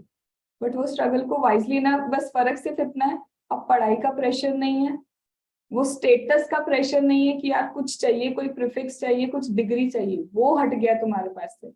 But whatever you do, job को वाइजली चूज करना है। Any time you need me, obviously I would be there to help, but wisely choose करना, क्योंकि now it is career. Career revise नहीं होगा फिर से, एक बार चूज कर लिया तो चूज कर लिया, ठीक है। So whatever was possible for me I tried to give, and बहुत अच्छा लग रहा है। तुम सबसे मैम वन स्मॉल बुरा- रिक्वेस्ट मैम, हाँ स्मॉल रिक्वेस्ट मैम, सभी लोग आके उनकी उनकी लाइफ स्टोरीज बोल दिए मैम। After qualification, after qualified CA result आने के बाद मैं जानना चाहता हूँ कि आप क्वालिफाई होते से वक्त आपको कैसा था वहां पे? हाँ, नहीं नहीं मैं नहीं समझी, क्या बोलना चाह रहे हो कि इनकी लाइफ स्टोरी क्या है ऐसा? नहीं नो मैम, सभी लोग आके उनके लाइफ स्टोरीज बोल चुके हैं कि आफ्टर क्वालिफिकेशन ऐसा हुआ करके। आप क्वालिफाई होते से वक्त आके आपको कैसा था? मेरा मेरा पूछना चाह रहे हो? Yes ma'am. देखो ma'am it could be inspiration for some other students. see, it could be an inspiration, but I would honestly say कि जो फ्लिप फ्लॉप मेरी सीए की जर्नी में रहा है, टू बी फ्रैंक किसी की जर्नी में नहीं होना चाहिए, चाहिए ही नहीं। And it is to be, कुछ लोगों को पता भी है कि it is connected to very emotional thing, तो मैं ज्यादा उसको बोलना भी पसंद नहीं करती हूँ। बट आई कैन से कि अगर किसी की लाइफ में ऐसा हो कि कल पता है आपको आपकी एग्जाम है, आपको देने जाना है वो एग्जाम, आप प्रिपेयर्ड हो पूरी तरह, और फिर उसी दिन आप फ्लाइट में बैठ के जा रहे हो हॉस्पिटल मदर को एडमिट करवाने, तो फिर आपको पता है कि इस अटेम्प्ट में बस आपको एग्जाम देनी है, फिर वही चीज रिपीट हो रही है। सो आई कैन से कि out of 8 attempt 6 was absent, 6 attempt सिर्फ एब्सेंट थे। तो है बहुत सी चीजें ऐसी, मैंने पहले भी बोला ना कि मैं किसी चीज का वेट कर रही हूँ, I am still waiting for something, कि वो चीज हो जाए ना तो मैं क्लियरली अपनी स्टोरी बोल सकती हूँ। बट वो जब तक उस लेवल पे नहीं पहुंचूंगी मैं नहीं बोलूंगी। But yes I will say कि मेरी जैसी जर्नी जो सीए की रही है, खुदा ना करे कि किसी बच्चे को मिले, नहीं, मैं कभी नहीं बोलूंगी, क्योंकि मैं कितनी बार फ्रस्ट्रेट हो गई हूँ कि बस यार अब बहुत हो गया। बट फ्रस्ट्रेट किस लिए कि मेरे को पता है मैं कर सकती हूँ, बट मैं उस एग्जाम हॉल में पहुंच नहीं सकती, तो वो बहुत बुरा होता है कि आपको पता है आप प्रिपेयर्ड हो। एंड मैंने तो सीपीटी जब मैं खुद पढ़ रही थी, आई वॉज फ्रॉम पीसीएम, मैं पीसीएम बैकग्राउंड से हूँ, और मैंने जब सीपीटी किया था फर्स्ट टाइम मैंने सेल्फ किया था, ड्यू टू फाइनेंशियल कंडीशन मैं नहीं कर सकती थी classes, because father is missing, sibling कोई नहीं है, घर की पूरी फाइनेंशियल कंडीशन मेरे ऊपर है। तो आई नो कि मैं सीपीटी की फीस अफोर्ड नहीं कर सकती थी। सेल्फ किया 96 पे मैं अटक गई, 4 नंबर से मेरा सीपीटी रुका था। फिर से किया, उस वक्त फिर क्लासेस ली, पर्सनल ट्यूशन स्टार्ट की, क्योंकि जो सीपीटी से समझ में आया उससे समझ में आ गया कि मैं 11th 12th कॉमर्स पढ़ा सकती हूँ। मैंने 11th 12th इधर होम ट्यूशन जा जाके कॉमर्स पढ़ाई, उससे जो मेरा मनी इकट्ठा हुआ उससे मैंने सीपीटी की क्लासेस के लिए पैसे भरे। And that is the journey कि जब मैं किसी भी पोजीशन पे पढ़ रही थी ना, weather it is IPCC, weather it is CA, मैं सीए की स्टूडेंट्स को पढ़ा रही थी। ऐसा नहीं है, ये अपने यहाँ ये हो गया ना कि जब तक डिग्री नहीं होगी आपको कुछ नहीं आता, ये बिल्कुल गलत है। सीपीटी के भी बच्चों को सीपीटी रहते हुए पढ़ाया था, आईपीसीसी के बच्चों को आईपीसीसी में रहते हुए पढ़ाया था, सीपीटी को पढ़ाया, 11th 12th को पढ़ाया। एंड आई स्टिल रिमेम्बर कि तब बोथ ग्रुप की क्लासेस मेरी चल रही थी। आईपीसीसी में 1 घंटा मिलता था बस मुझे, क्योंकि वही हम लोग का लंच ब्रेक होता था 1 घंटे का। एंड वो 1 घंटे में मैं जाती थी कहाँ पे पढ़ाने के लिए, होम ट्यूशन। और फिर मेरे फ्रेंड्स को बोल के जाती थी मेरे लिए सीट रोक लेना बस आगे की, क्योंकि मैं आगे बैठ के पढ़ सकती हूँ, मुझसे पीछे पढ़ाई नहीं होती। एंड जैसे ही वो आगे की सीट रोकते थे मैं 1 घंटे पढ़ा के आती थी, 15-20 मिनट की मेरी क्लास छूटती थी। ऐसे उस वक्त एफएम था, आईपीसीसी में एफएम था, तो वो मेरी छूटती थी 20 मिनट की। फिर मैं वही फर्स्ट बेंच पे बैठ के लंच भी कर रही होती थी और सर की समझ रही होती थी। प्रेरक त्रिवेदी सर थे तब, इंदौर के सर हैं वहां पे। तो ये भी एक जर्नी रही है कि जहाँ पे 1 घंटा भी मुझे पता है कि मिला है तो वो अर्निंग करना है, क्योंकि वो अर्निंग नहीं की तो मेरी दूसरी क्लास नहीं होगी। And when I cleared my second group, तब भी मेरी मदर नहीं थी वो देखने के लिए। तो ऐसी चीजें हैं कि मैं ये बोलूंगी कि लाइफ में जो बहुत जिसने वेट किया हो ना कि इसको सीए देखना है, तो जब ऐसा होता है ना कि तुम लोग जब रिजल्ट देखते हो आसपास पेरेंट्स होते हैं, are you getting what I am trying to say? तो आई कैन से वो बैड लक मिला था कि मुझे तो नहीं मिला। तो इसलिए आई वुड से कि कभी चाहिए ही नहीं कि जो सीए की जर्नी मेरी रही है कभी नहीं होनी चाहिए। और वो एक टाइम आएगा जब मैं पूरी स्टोरी मेरी डिक्लेयर करूंगी, बट वो कब आएगा क्योंकि शायद किस्मत अभी बोल रही है कि अभी तेरा स्ट्रगल बचा है। तो आएगा जब वो पूरी स्ट्रगल मेरी खत्म हो जाएगी, एट दैट डे फिर मैं डिक्लेयर करूंगी कि ये मेरी फुल स्टोरी थी।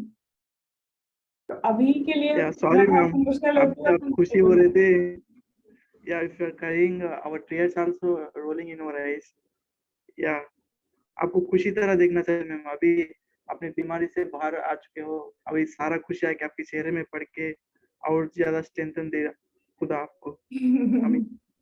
यस यस, होगा, बहुत सारी चीजें हैं, मेरे को भी वो फेस चाहिए कि मुझे भी लगे, क्योंकि अभी बहुत सारी चीजें ऐसी है कि मैं उस लेवल पे पढ़ा भी नहीं सकती, मैं जा भी नहीं सकती। बहुत सारी चीजें बिहाइंड द सीन है कि बोलते हैं ना स्ट्रगल है, अभी कंप्लीट नहीं हुई है, बहुत सारी चीजों की स्ट्रगल है। जिस दिन खत्म हो जाएगी, bluntly I will declare everything कि ये है, ये फेस किया है। और बस यही कहूंगी कि किसी स्टूडेंट को ये स्ट्रगल कभी नहीं मिले, कभी भी नहीं। क्योंकि वो स्ट्रगल अच्छी होती कि आपके पास बच्चा है या कुछ आप वो कर रहे हो, बट वो स्ट्रगल बहुत बुरी है कि आप पढ़ रहे हो बट हॉल में नहीं जा सकते, बहुत सारी चीजें। और फिर my mother used to say कि मेरे कारण हो रहा है, तो वो भी एक बहुत बुरी चीज है जब कि मेरे कारण तेरा नहीं हो पाता। वो सब चीजें बहुत सारी होती हैं, but we will end it on a happy note. आपकी स्ट्रगल्स को मैंने लास्ट टाइम भी सुना था और मुझे उसको देख के इतना मोटिवेशन मिला कि मेरी लाइफ में जो स्ट्रगल है वो मैम 5% भी नहीं है। अगर आप इतना कुछ मैनेज करके सीए क्लियर कर सकते तो मैं भी कर सकती हूँ। और उस दिन जब आपने लास्ट टाइम बताया था थोड़ा कुछ ऐसा, उसी दिन मैंने ठान लिया था कि मैं अपना कोई भी टाइम वेस्ट नहीं करूंगी। अगर मैम कर सकती तो मैं भी कर सकती हूँ किसी भी हालत में। मैं तो इवन मुझे पता है बोलूंगी, मैं अपने आप को भी कोई आइडल नहीं मानती। तैयार कर रही हूँ, उसको स्कूल ड्रॉप करने जा रही हूँ, हेडफोन्स लगे आपके ऑडियो सुन रही हूँ, कैसे भी करके मैम टाइम को मैनेज करके किया कि अगर आप स्ट्रगल कर सकते तो मैं भी कर सकती हूँ। इतना मोटिवेशन मुझे आपसे मिला ma'am, thank you so much. शायद इसलिए भगवान ने सारी स्ट्रगल मुझे दी कि मैं मोटिवेटर बन जाऊं। तो वो यूं ही बता रहे तो मैं यूं भी मोटिवेशन दे लेती। इतना स्ट्रगल क्यों दिया मुझे नहीं पता, बट कहते हैं ना कि भगवान स्ट्रगल उसी को देता है जो सहने की ताकत रखता है। तो अभी तो मैं बोलूंगी लाइफ का ये 1% पार्ट था, ये 1%। बहुत सी चीजें, when you don't have father, कितनी चीजें होती हैं, and the thing is missing, और रिश्तेदार डिक्लेयर कर रहे dead, and I used to clear कि मिसिंग है, डेड नहीं है।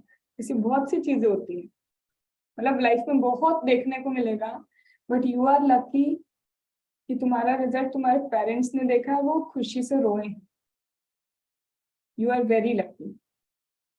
ठीक है, तो एवरी स्टूडेंट जो भी देख रहा है उसके लिए मैसेज यही है, अभी है, मेहनत कर लो, क्योंकि तुम्हारे सीए बनने से तुम्हारे पेरेंट्स को कुछ नहीं मिलने वाला।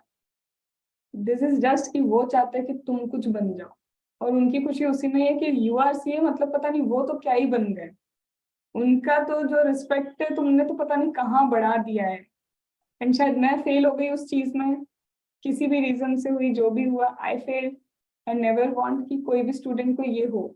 जब आज स्टूडेंट बोलता ना कि मैम मेरी मम्मी आज खुशी से रो रही थी, रुला दो वो खुशी से उनको।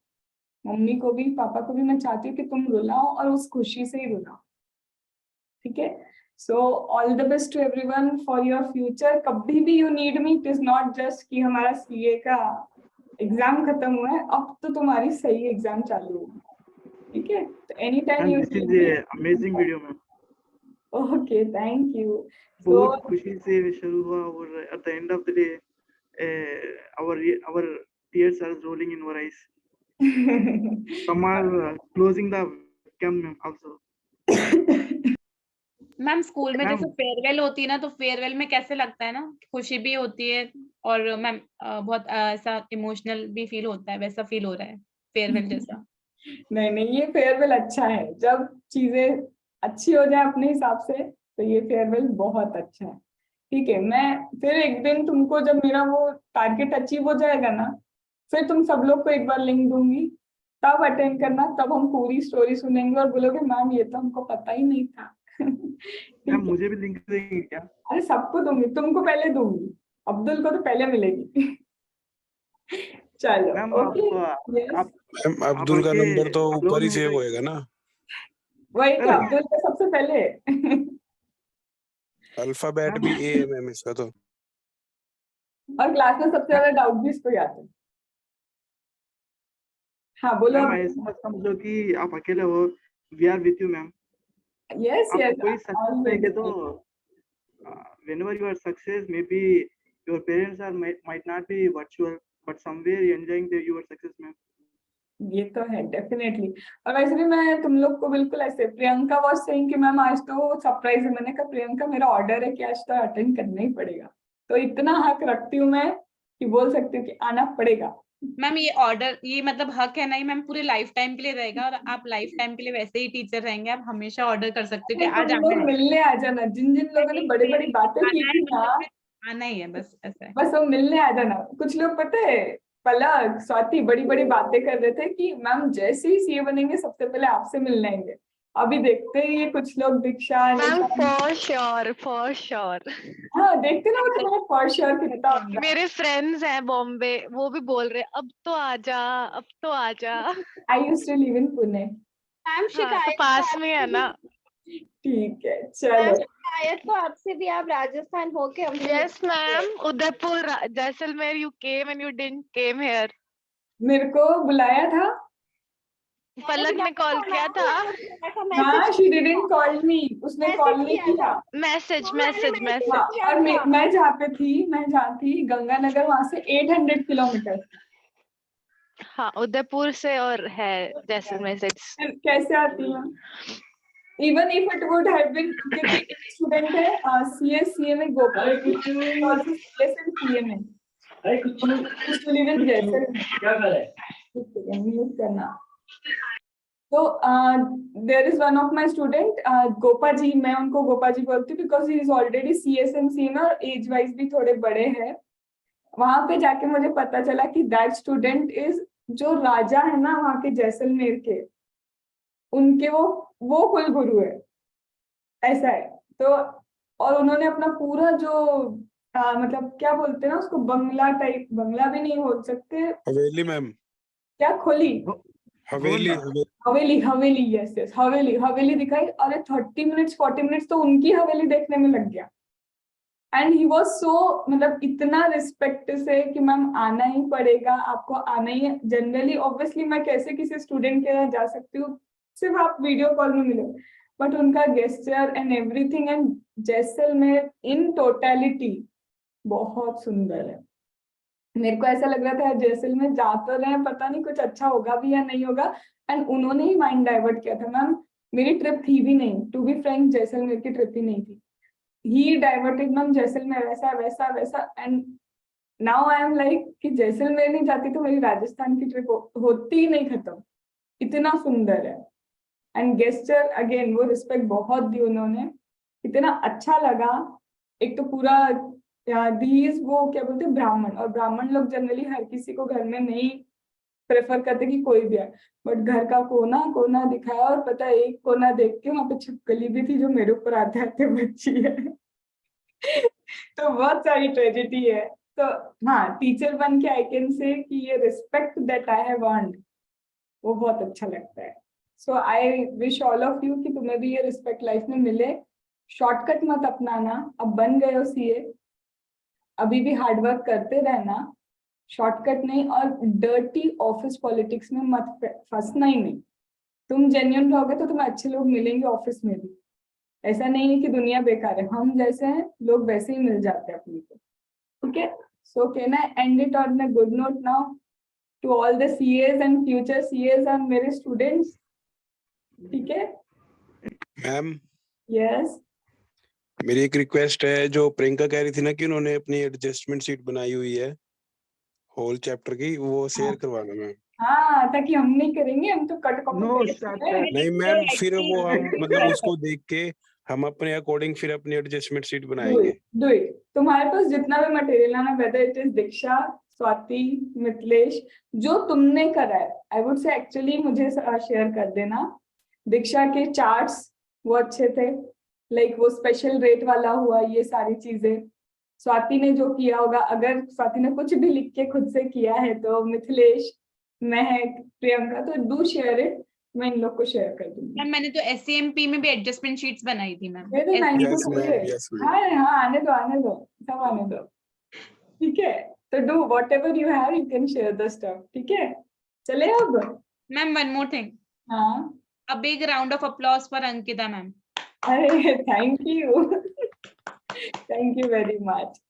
एंड मैं तो अकेली हूँ, but I am very happy for all of you to be CA, और हो सके तो और बढ़ाते जाओ और बहुत अच्छे लेवल पे पहुंच जाओ, ठीक है। चलो, ये जितने भी वीडियो ऑफ करके बैठे ना, तुम्हें पता है रूल होता है क्लास में, वीडियो ऑफ नहीं होना चाहिए, है। वीडियो ऑफ करके बैठे क्योंकि मैम अभी बातें करिए, हमको कुछ बोलेंगे ही नहीं। सचिन वीडियो ऑन करो, अब्दुल, दीपा और पलक, बिल्कुल शक्ल भी नहीं दिखाएगी क्या? शक्ल दिखाए बिना नहीं जाना। अब देखना है वो एडजस्टमेंट कर रही होगी कि सही तो हो जाऊं पहले खुद। चलो जल्दी वीडियो ऑन करो। हाँ कर लिया मैम, मैंने एडजस्टमेंट कर लिया, अब ठीक दिख रही हूँ। चलो, okay, by two all of you, and it was a very very very good meeting with you, ठीक है। तो जब भी लाइफ में जरूरत हो किसी भी फील्ड में, you can again contact Ankita ma'am, ठीक है। चलो, bye. Thank you ma'am. Bye ma'am, bye ma'am, bye. Bye ma'am. All the best good morning 6:15। Yes, morning 6:15 IDT classes.